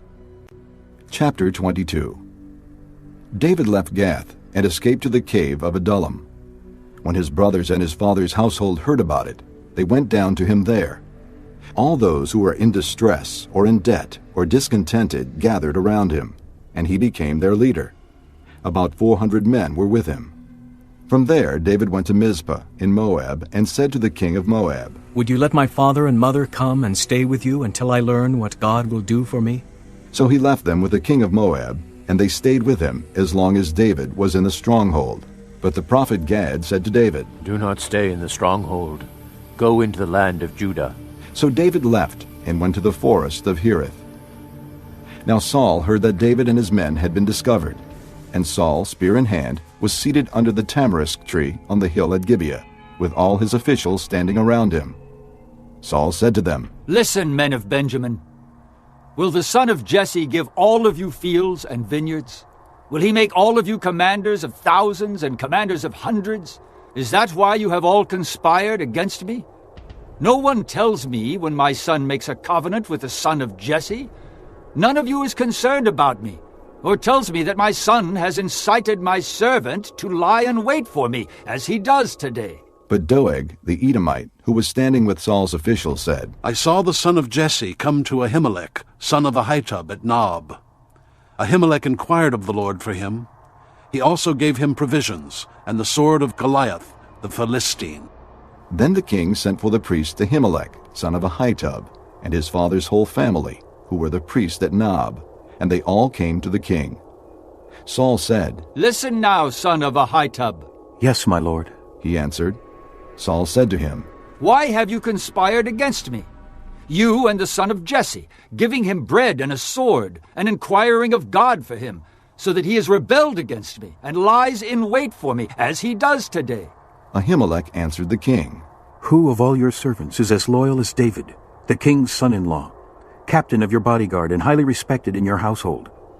Was that day the first time I inquired of God for him? Of course not. Let not the king accuse your servant or any of his father's family, for your servant knows nothing at all about this whole affair. But the king said, You will surely die, Ahimelech, you and your father's whole family.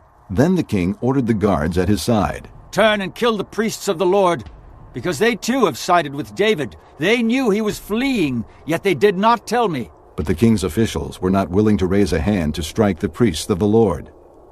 The king then ordered Doeg, You turn and strike down the priests. So Doeg the Edomite turned and struck them down. That day he killed 85 men who wore the linen ephod. He also put to the sword Nob, the town of the priests, with its men and women, its children and infants, and its cattle, donkeys, and sheep.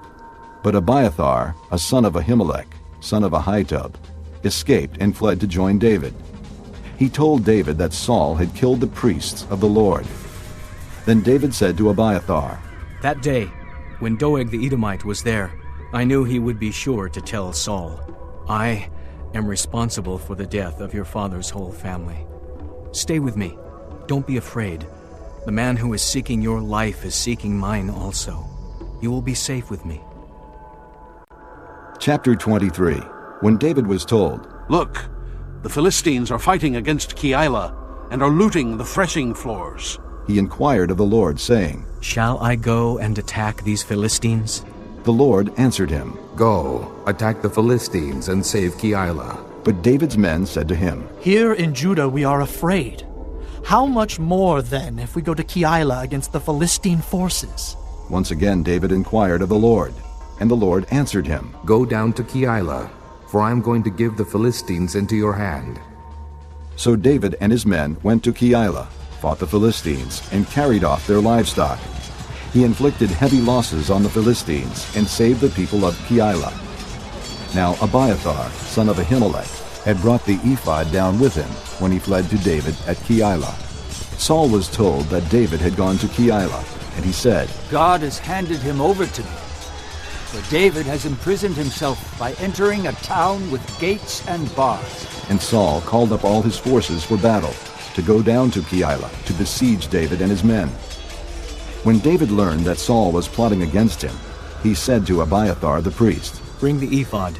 David said, O Lord, God of Israel, your servant has heard definitely that Saul plans to come to Keilah and destroy the town on account of me. Will the citizens of Keilah surrender me to him? Will Saul come down as your servant has heard? O Lord, God of Israel, tell your servant. And the Lord said, He will. Again David asked, Will the citizens of Keilah surrender me and my men to Saul? And the Lord said, They will. So David and his men, about 600 in number, left Keilah and kept moving from place to place. When Saul was told that David had escaped from Keilah, he did not go there.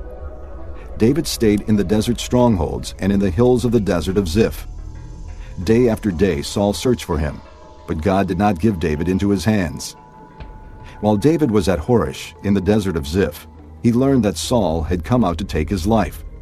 And Saul's son Jonathan went to David at Horesh and helped him find strength in God. "Don't be afraid," he said. "My father Saul will not lay a hand on you. You will be king over Israel, and I will be second to you. Even my father Saul knows this." The two of them made a covenant before the Lord. Then Jonathan went home, but David remained at Horesh. The Ziphites went up to Saul at Gibeah and said, "Is not David hiding among us in the strongholds at Horesh, on the hill of Hachilah, south of Jeshimon? Now, O king, come down whenever it pleases you to do so, and we will be responsible for handing him over to the king." Saul replied, "The Lord bless you for your concern for me. Go and make further preparation. Find out where David usually goes and who has seen him there. They tell me he is very crafty. Find out about all the hiding places he uses and come back to me with definite information. Then I will go with you. If he is in the area, I will track him down among all the clans of Judah." So they set out and went to Ziph ahead of Saul. Now David and his men were in the desert of Maon, in the Arabah south of Jeshimon. Saul and his men began the search, and when David was told about it, he went down to the rock and stayed in the desert of Maon. When Saul heard this, he went into the desert of Maon in pursuit of David. Saul was going along one side of the mountain, and David and his men were on the other side, hurrying to get away from Saul. As Saul and his forces were closing in on David and his men to capture them, a messenger came to Saul saying, "Come quickly! The Philistines are raiding the land." Then Saul broke off his pursuit of David and went to meet the Philistines. That is why they call this place Selah Hamelakoth. And David went up from there and lived in the strongholds of En-Gedi. Chapter 24. After Saul returned from pursuing the Philistines, he was told, "David is in the desert of En-Gedi." So Saul took 3,000 chosen men from all Israel and set out to look for David and his men near the crags of the wild goats. He came to the sheep pens along the way. A cave was there, and Saul went in to relieve himself. David and his men were far back in the cave. The men said, "This is the day the Lord spoke of when he said to you, 'I will give your enemy into your hands for you to deal with as you wish.'" Then David crept up unnoticed and cut off a corner of Saul's robe. Afterward, David was conscience-stricken for having cut off a corner of his robe. He said to his men, "The Lord forbid that I should do such a thing to my master, the Lord's anointed, or lift my hand against him, for he is the anointed of the Lord." With these words, David rebuked his men and did not allow them to attack Saul. And Saul left the cave and went his way. Then David went out of the cave and called out to Saul, "My lord the king." When Saul looked behind him, David bowed down and prostrated himself with his face to the ground. He said to Saul, "Why do you listen when men say David is bent on harming you? This day you have seen with your own eyes how the Lord delivered you into my hands in the cave. Some urged me to kill you, but I spared you. I said, I will not lift my hand against my master, because he is the Lord's anointed. See, my father, look at this piece of your robe in my hand. I cut off the corner of your robe, but did not kill you. Now understand and recognize that I am not guilty of wrongdoing or rebellion. I have not wronged you, but you are hunting me down to take my life. May the Lord judge between you and me, and may the Lord avenge the wrongs you have done to me, but my hand will not touch you. As the old saying goes, from evildoers come evil deeds, so my hand will not touch you. Against whom has the king of Israel come out? Whom are you pursuing? A dead dog? A flea? May the Lord be our judge and decide between us. May he consider my cause and uphold it. May he vindicate me by delivering me from your hand." When David finished saying this, Saul asked, "Is that your voice, David, my son?" And he wept aloud. "You are more righteous than I," he said. "You have treated me well, but I have treated you badly. You have just now told me of the good you did to me. The Lord delivered me into your hands, but you did not kill me. When a man finds his enemy, does he let him get away unharmed? May the Lord reward you well for the way you treated me today. I know that you will surely be king, and that the kingdom of Israel will be established in your hands. Now swear to me by the Lord that you will not cut off my descendants or wipe out my name from my father's family." So David gave his oath to Saul. Then Saul returned home, but David and his men went up to the stronghold. Chapter 25. Now Samuel died, and all Israel assembled and mourned for him, and they buried him at his home in Ramah. Then David moved down into the desert of Maon. A certain man in Maon, who had property there at Carmel, was very wealthy. He had 1,000 goats and 3,000 sheep, which he was shearing in Carmel. His name was Nabal, and his wife's name was Abigail. She was an intelligent and beautiful woman, but her husband, a Calebite, was surly and mean in his dealings. While David was in the desert, he heard that Nabal was shearing sheep. So he sent 10 young men and said to them, "Go up to Nabal at Carmel, and greet him in my name. Say to him, 'Long life to you, good health to you and your household, and good health to all that is yours.' Now, I hear that it is sheep shearing time. When your shepherds were with us, we did not mistreat them, and the whole time they were at Carmel, nothing of theirs was missing. Ask your own servants, and they will tell you. Therefore, be favorable toward my young men, since we come at a festive time.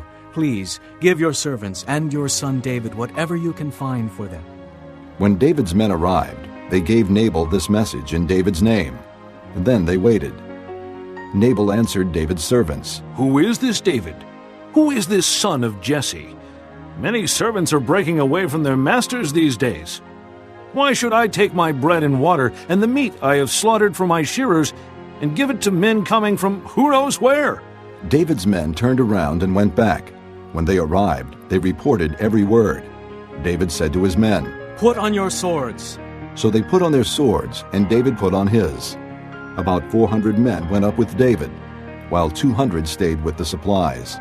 One of the servants told Nabal's wife Abigail, "David sent messengers from the desert to give our master his greetings, but he hurled insults at them. Yet these men were very good to us. They did not mistreat us, and the whole time we were out in the fields near them, nothing was missing. Night and day, they were a wall around us all the time we were herding our sheep near them. Now think it over and see what you can do, because disaster is hanging over our master and his whole household. He is such a wicked man that no one can talk to him." Abigail lost no time. She took 200 loaves of bread, 2 skins of wine, 5 dressed sheep, 5 seahs of roasted grain, 100 cakes of raisins, and 200 cakes of pressed figs, and loaded them on donkeys. Then she told her servants, "Go on ahead, I'll follow you." But she did not tell her husband Nabal. As she came riding her donkey into a mountain ravine, there were David and his men descending toward her, and she met them. David had just said, "It's been useless, all my watching over this fellow's property in the desert so that nothing of his was missing. He has paid me back evil for good. May God deal with David, be it ever so severely, if by morning I leave alive one male of all who belong to him." When Abigail saw David, she quickly got off her donkey and bowed down before David with her face to the ground. She fell at his feet and said, "My lord, let the blame be on me alone. Please let your servant speak to you. Hear what your servant has to say. May my lord pay no attention to that wicked man Nabal. He is just like his name. His name is Fool, and folly goes with him. But as for me, your servant, I did not see the men my master sent. Now since the Lord has kept you, my master, from bloodshed and from avenging yourself with your own hands, as surely as the Lord lives, and as you live, may your enemies and all who intend to harm my master be like Nabal. And let this gift, which your servant has brought to my master, be given to the men who follow you. Please forgive your servant's offense, for the Lord will certainly make a lasting dynasty for my master, because he fights the Lord's battles. Let no wrongdoing be found in you, as long as you live. Even though someone is pursuing you to take your life, the life of my master will be bound securely in the bundle of the living by the Lord your God. But the lives of your enemies he will hurl away as from the pocket of a sling. When the Lord has done for my master every good thing he promised concerning him, and has appointed him leader over Israel, my master will not have on his conscience the staggering burden of needless bloodshed or of having avenged himself. And when the Lord has brought my master success, remember your servant." David said to Abigail, "Praise be to the Lord, the God of Israel, who has sent you today to meet me. May you be blessed for your good judgment, and for keeping me from bloodshed this day, and from avenging myself with my own hands. Otherwise, as surely as the Lord, the God of Israel, lives, who has kept me from harming you, if you had not come quickly to meet me, not one male belonging to Nabal would have been left alive by daybreak. Then David accepted from her hand what she had brought him and said, Go home in peace. I have heard your words and granted your request. When Abigail went to Nabal, he was in the house holding a banquet like that of a king. He was in high spirits and very drunk. So she told him nothing until daybreak. Then in the morning, when Nabal was sober, his wife told him all these things, and his heart failed him, and he became like a stone. About 10 days later, the Lord struck Nabal, and he died. When David heard that Nabal was dead, he said, Praise be to the Lord, who has upheld my cause against Nabal for treating me with contempt. He has kept his servant from doing wrong, and has brought Nabal's wrongdoing down on his own head. Then David sent word to Abigail, asking her to become his wife. His servants went to Carmel and said to Abigail, David has sent us to you to take you to become his wife. She bowed down with her face to the ground and said, Here is your maidservant ready to serve you and wash the feet of my master's servants. Abigail quickly got on a donkey, and attended by her 5 maids, went with David's messengers and became his wife. David had also married Ahinoam of Jezreel, and they both were his wives. But Saul had given his daughter Michal, David's wife, to Paltiel, son of Laish, who was from Gallim. Chapter 26. The Ziphites went to Saul at Gibeah and said, Is not David hiding on the hill of Hachilah, which faces Jeshimon? So Saul went down to the desert of Ziph with his 3,000 chosen men of Israel to search there for David. Saul made his camp beside the road on the hill of Hachilah, facing Jeshimon, but David stayed in the desert. When he saw that Saul had followed him there, he sent out scouts and learned that Saul had definitely arrived. Then David set out and went to the place where Saul had camped. He saw where Saul and Abner, son of Ner, the commander of the army, had lain down. Saul was lying inside the camp, with the army encamped around him. David then asked Ahimelech the Hittite and Abishai, son of Zeruiah, Joab's brother, Who will go down into the camp with me to Saul?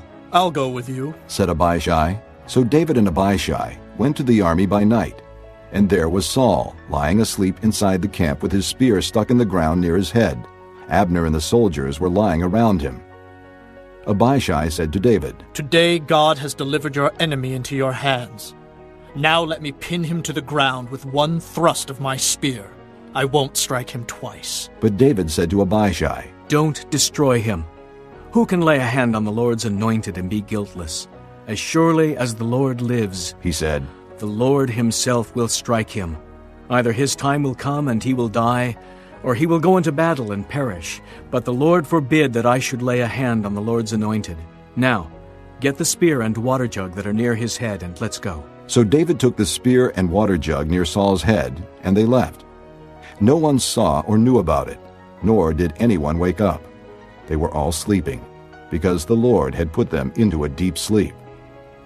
Then David crossed over to the other side and stood on top of the hill some distance away. There was a wide space between them. He called out to the army and to Abner, son of Ner. Aren't you going to answer me, Abner? Abner replied, Who are you who calls to the king? David said, You're a man, aren't you? And who is like you in Israel? Why didn't you guard your lord the king? Someone came to destroy your lord the king. What you have done is not good. As surely as the Lord lives, you and your men deserve to die, because you did not guard your master, the Lord's anointed. Look around you. Where are the king's spear and water jug that were near his head? Saul recognized David's voice and said, Is that your voice, David, my son? David replied, Yes, it is, my lord the king. And he added, Why is my lord pursuing his servant? What have I done? And what wrong am I guilty of? Now let my lord the king listen to his servant's words. If the Lord has incited you against me, then may he accept an offering. If, however, men have done it, may they be cursed before the Lord. They have now driven me from my share in the Lord's inheritance and have said, Go, serve other gods. Now do not let my blood fall to the ground far from the presence of the Lord. The king of Israel has come out to look for a flea, as one hunts a partridge in the mountains." Then Saul said, "I have sinned. Come back, David, my son. Because you considered my life precious today, I will not try to harm you again. Surely I have acted like a fool and have erred greatly." "Here is the king's spear," David answered. "Let one of your young men come over and get it. The Lord rewards every man for his righteousness and faithfulness. The Lord delivered you into my hands today, but I would not lay a hand on the Lord's anointed. As surely as I valued your life today, so may the Lord value my life and deliver me from all trouble." Then Saul said to David, "May you be blessed, my son David. You will do great things and surely triumph." So David went on his way, and Saul returned home. Chapter 27. But David thought to himself, "One of these days I will be destroyed by the hand of Saul. The best thing I can do is to escape to the land of the Philistines. Then Saul will give up searching for me anywhere in Israel, and I will slip out of his hand." So David and the 600 men with him left and went over to Achish, son of Maoch, king of Gath. David and his men settled in Gath with Achish. Each man had his family with him, and David had his 2 wives, Ahinoam of Jezreel and Abigail of Carmel, the widow of Nabal. When Saul was told that David had fled to Gath, he no longer searched for him. Then David said to Achish, "If I have found favor in your eyes, let a place be assigned to me in one of the country towns, that I may live there. Why should your servant live in the royal city with you?" So on that day Achish gave him Ziklag, and it has belonged to the kings of Judah ever since. David lived in Philistine territory 1 year and 4 months. Now David and his men went up and raided the Geshurites, the Girzites, and the Amalekites. From ancient times, these peoples had lived in the land extending to Shur and Egypt. Whenever David attacked an area, he did not leave a man or woman alive, but took sheep and cattle, donkeys and camels, and clothes. Then he returned to Achish. When Achish asked, "Where did you go raiding today?" David would say, "Against the Negev of Judah," or "Against the Negev of Jerahmeel," or "Against the Negev of the Kenites." He did not leave a man or woman alive to be brought to Gath, for he thought, "They might inform on us and say, 'This is what David did.'" And such was his practice as long as he lived in Philistine territory. Achish trusted David and said to himself, "He has become so odious to his people, the Israelites, that he will be my servant forever." Chapter 28. In those days the Philistines gathered their forces to fight against Israel. Achish said to David, "You must understand that you and your men will accompany me in the army." David said, "Then you will see for yourself what your servant can do." Achish replied, "Very well. I will make you my bodyguard for life." Now Samuel was dead, and all Israel had mourned for him and buried him in his own town of Ramah. Saul had expelled the mediums and spiritists from the land. The Philistines assembled and came and set up camp at Shunem, while Saul gathered all the Israelites and set up camp at Gilboa. When Saul saw the Philistine army, he was afraid. Terror filled his heart. He inquired of the Lord, but the Lord did not answer him by dreams or Urim or prophets. Saul then said to his attendants, "Find me a woman who is a medium, so I may go and inquire of her." "There is one in Endor," they said. So Saul disguised himself, putting on other clothes, and at night he and 2 men went to the woman. "Consult a spirit for me," he said, "and bring up for me the one I name." But the woman said to him, "Surely you know what Saul has done. He has cut off the mediums and spiritists from the land. Why have you set a trap for my life to bring about my death?" Saul swore to her by the Lord, "As surely as the Lord lives, you will not be punished for this." Then the woman asked, "Whom shall I bring up for you?" "Bring up Samuel," he said. When the woman saw Samuel, she cried out at the top of her voice and said to Saul, "Why have you deceived me? You are Saul!" The king said to her, "Don't be afraid. What do you see?" The woman said, "I see a spirit coming up out of the ground." "What does he look like?" he asked. "An old man wearing a robe is coming up," she said. Then Saul knew it was Samuel, and he bowed down and prostrated himself with his face to the ground. Samuel said to Saul, "Why have you disturbed me by bringing me up?" "I am in great distress," Saul said. "The Philistines are fighting against me.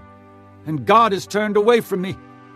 He no longer answers me, either by prophets or by dreams, so I have called on you to tell me what to do."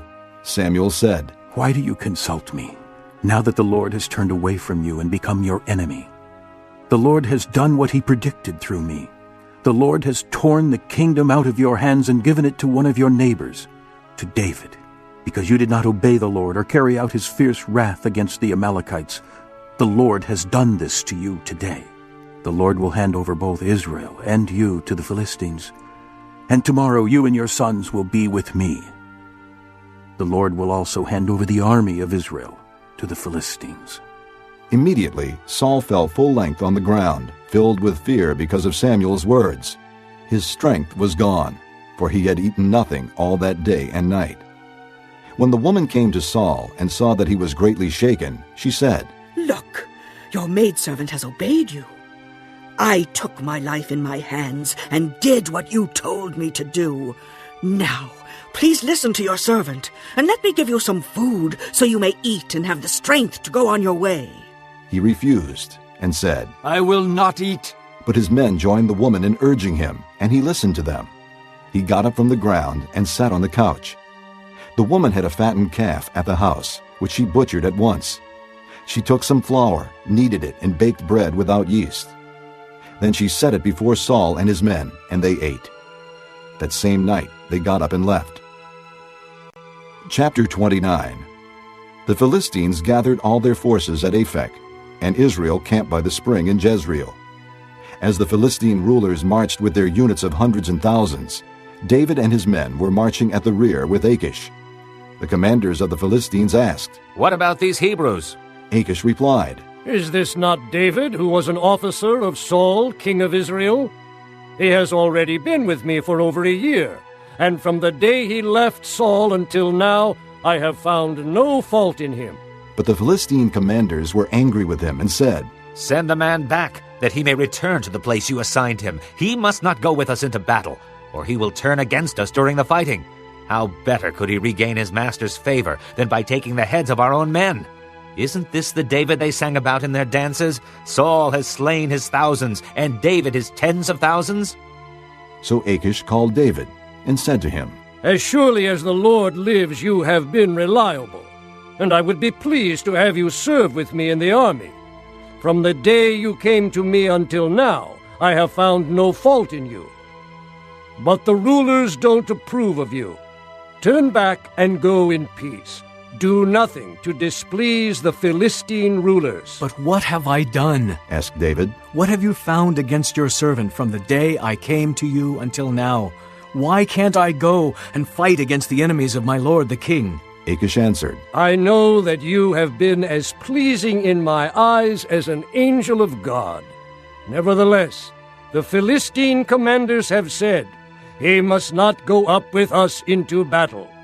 Now get up early, along with your master's servants who have come with you, and leave in the morning as soon as it is light." So David and his men got up early in the morning to go back to the land of the Philistines, and the Philistines went up to Jezreel. Chapter 30. David and his men reached Ziklag on the third day. Now the Amalekites had raided the Negev and Ziklag. They had attacked Ziklag and burned it, and had taken captive the women and all who were in it, both young and old. They killed none of them, but carried them off as they went on their way. When David and his men came to Ziklag, they found it destroyed by fire, and their wives and sons and daughters taken captive. So David and his men wept aloud until they had no strength left to weep. David's 2 wives had been captured, Ahinoam of Jezreel, and Abigail, the widow of Nabal of Carmel. David was greatly distressed because the men were talking of stoning him. Each one was bitter in spirit because of his sons and daughters. But David found strength in the Lord his God. Then David said to Abiathar the priest, the son of Ahimelech, "Bring me the ephod." Abiathar brought it to him, and David inquired of the Lord, "Shall I pursue this raiding party? Will I overtake them?" "Pursue them," he answered. "You will certainly overtake them and succeed in the rescue." David and the 600 men with him came to the Besor ravine, where some stayed behind, for 200 men were too exhausted to cross the ravine. But David and 400 men continued the pursuit. They found an Egyptian in a field and brought him to David. They gave him water to drink and food to eat, part of a cake of pressed figs and 2 cakes of raisins. He ate and was revived, for he had not eaten any food or drunk any water for 3 days and 3 nights. David asked him, "To whom do you belong, and where do you come from?" He said, "I am an Egyptian, the slave of an Amalekite. My master abandoned me when I became ill 3 days ago. We raided the Negev of the Kerethites and the territory belonging to Judah and the Negev of Caleb. And we burned Ziklag." David asked him, "Can you lead me down to this raiding party?" He answered, "Swear to me before God that you will not kill me or hand me over to my master, and I will take you down to them." He led David down, and there they were, scattered over the countryside, eating, drinking, and reveling because of the great amount of plunder they had taken from the land of the Philistines and from Judah. David fought them from dusk until the evening of the next day, and none of them got away, except 400 young men who rode off on camels and fled. David recovered everything the Amalekites had taken, including his 2 wives. Nothing was missing, young or old, boy or girl, plunder or anything else they had taken. David brought everything back. He took all the flocks and herds, and his men drove them ahead of the other livestock, saying, "This is David's plunder." Then David came to the 200 men who had been too exhausted to follow him, and who were left behind at the Bezor ravine. They came out to meet David and the people with him. As David and his men approached, he greeted them. But all the evil men and troublemakers among David's followers said, "Because they did not go out with us, we will not share with them the plunder we recovered. However, each man may take his wife and children and go." David replied, "No, my brothers, you must not do that with what the Lord has given us. He has protected us and handed over to us the forces that came against us. Who will listen to what you say? The share of the man who stayed with the supplies is to be the same as that of him who went down to the battle. All will share alike." David made this a statute and ordinance for Israel from that day to this. When David arrived in Ziklag, he sent some of the plunder to the elders of Judah, who were his friends, saying, "Here is a present for you from the plunder of the Lord's enemies." He sent it to those who were in Bethel, Ramoth Negev, and Jadar, to those in Aroer, Ziphmoth, Eshtemoa, and Rachel, to those in the towns of the Jerahmeelites and the Kenites, to those in Hormah, Bor-Ashan, Athak, and Hebron, and to those in all the other places where David and his men had roamed. Chapter 31. Now the Philistines fought against Israel. The Israelites fled before them, and many fell slain on Mount Gilboa. The Philistines pressed hard after Saul and his sons, and they killed his sons, Jonathan, Abinadab, and Malchishua. The fighting grew fierce around Saul, and when the archers overtook him, they wounded him critically. Saul said to his armor-bearer, "Draw your sword and run me through, or these uncircumcised fellows will come and run me through and abuse me." But his armor-bearer was terrified and would not do it. So Saul took his own sword and fell on it.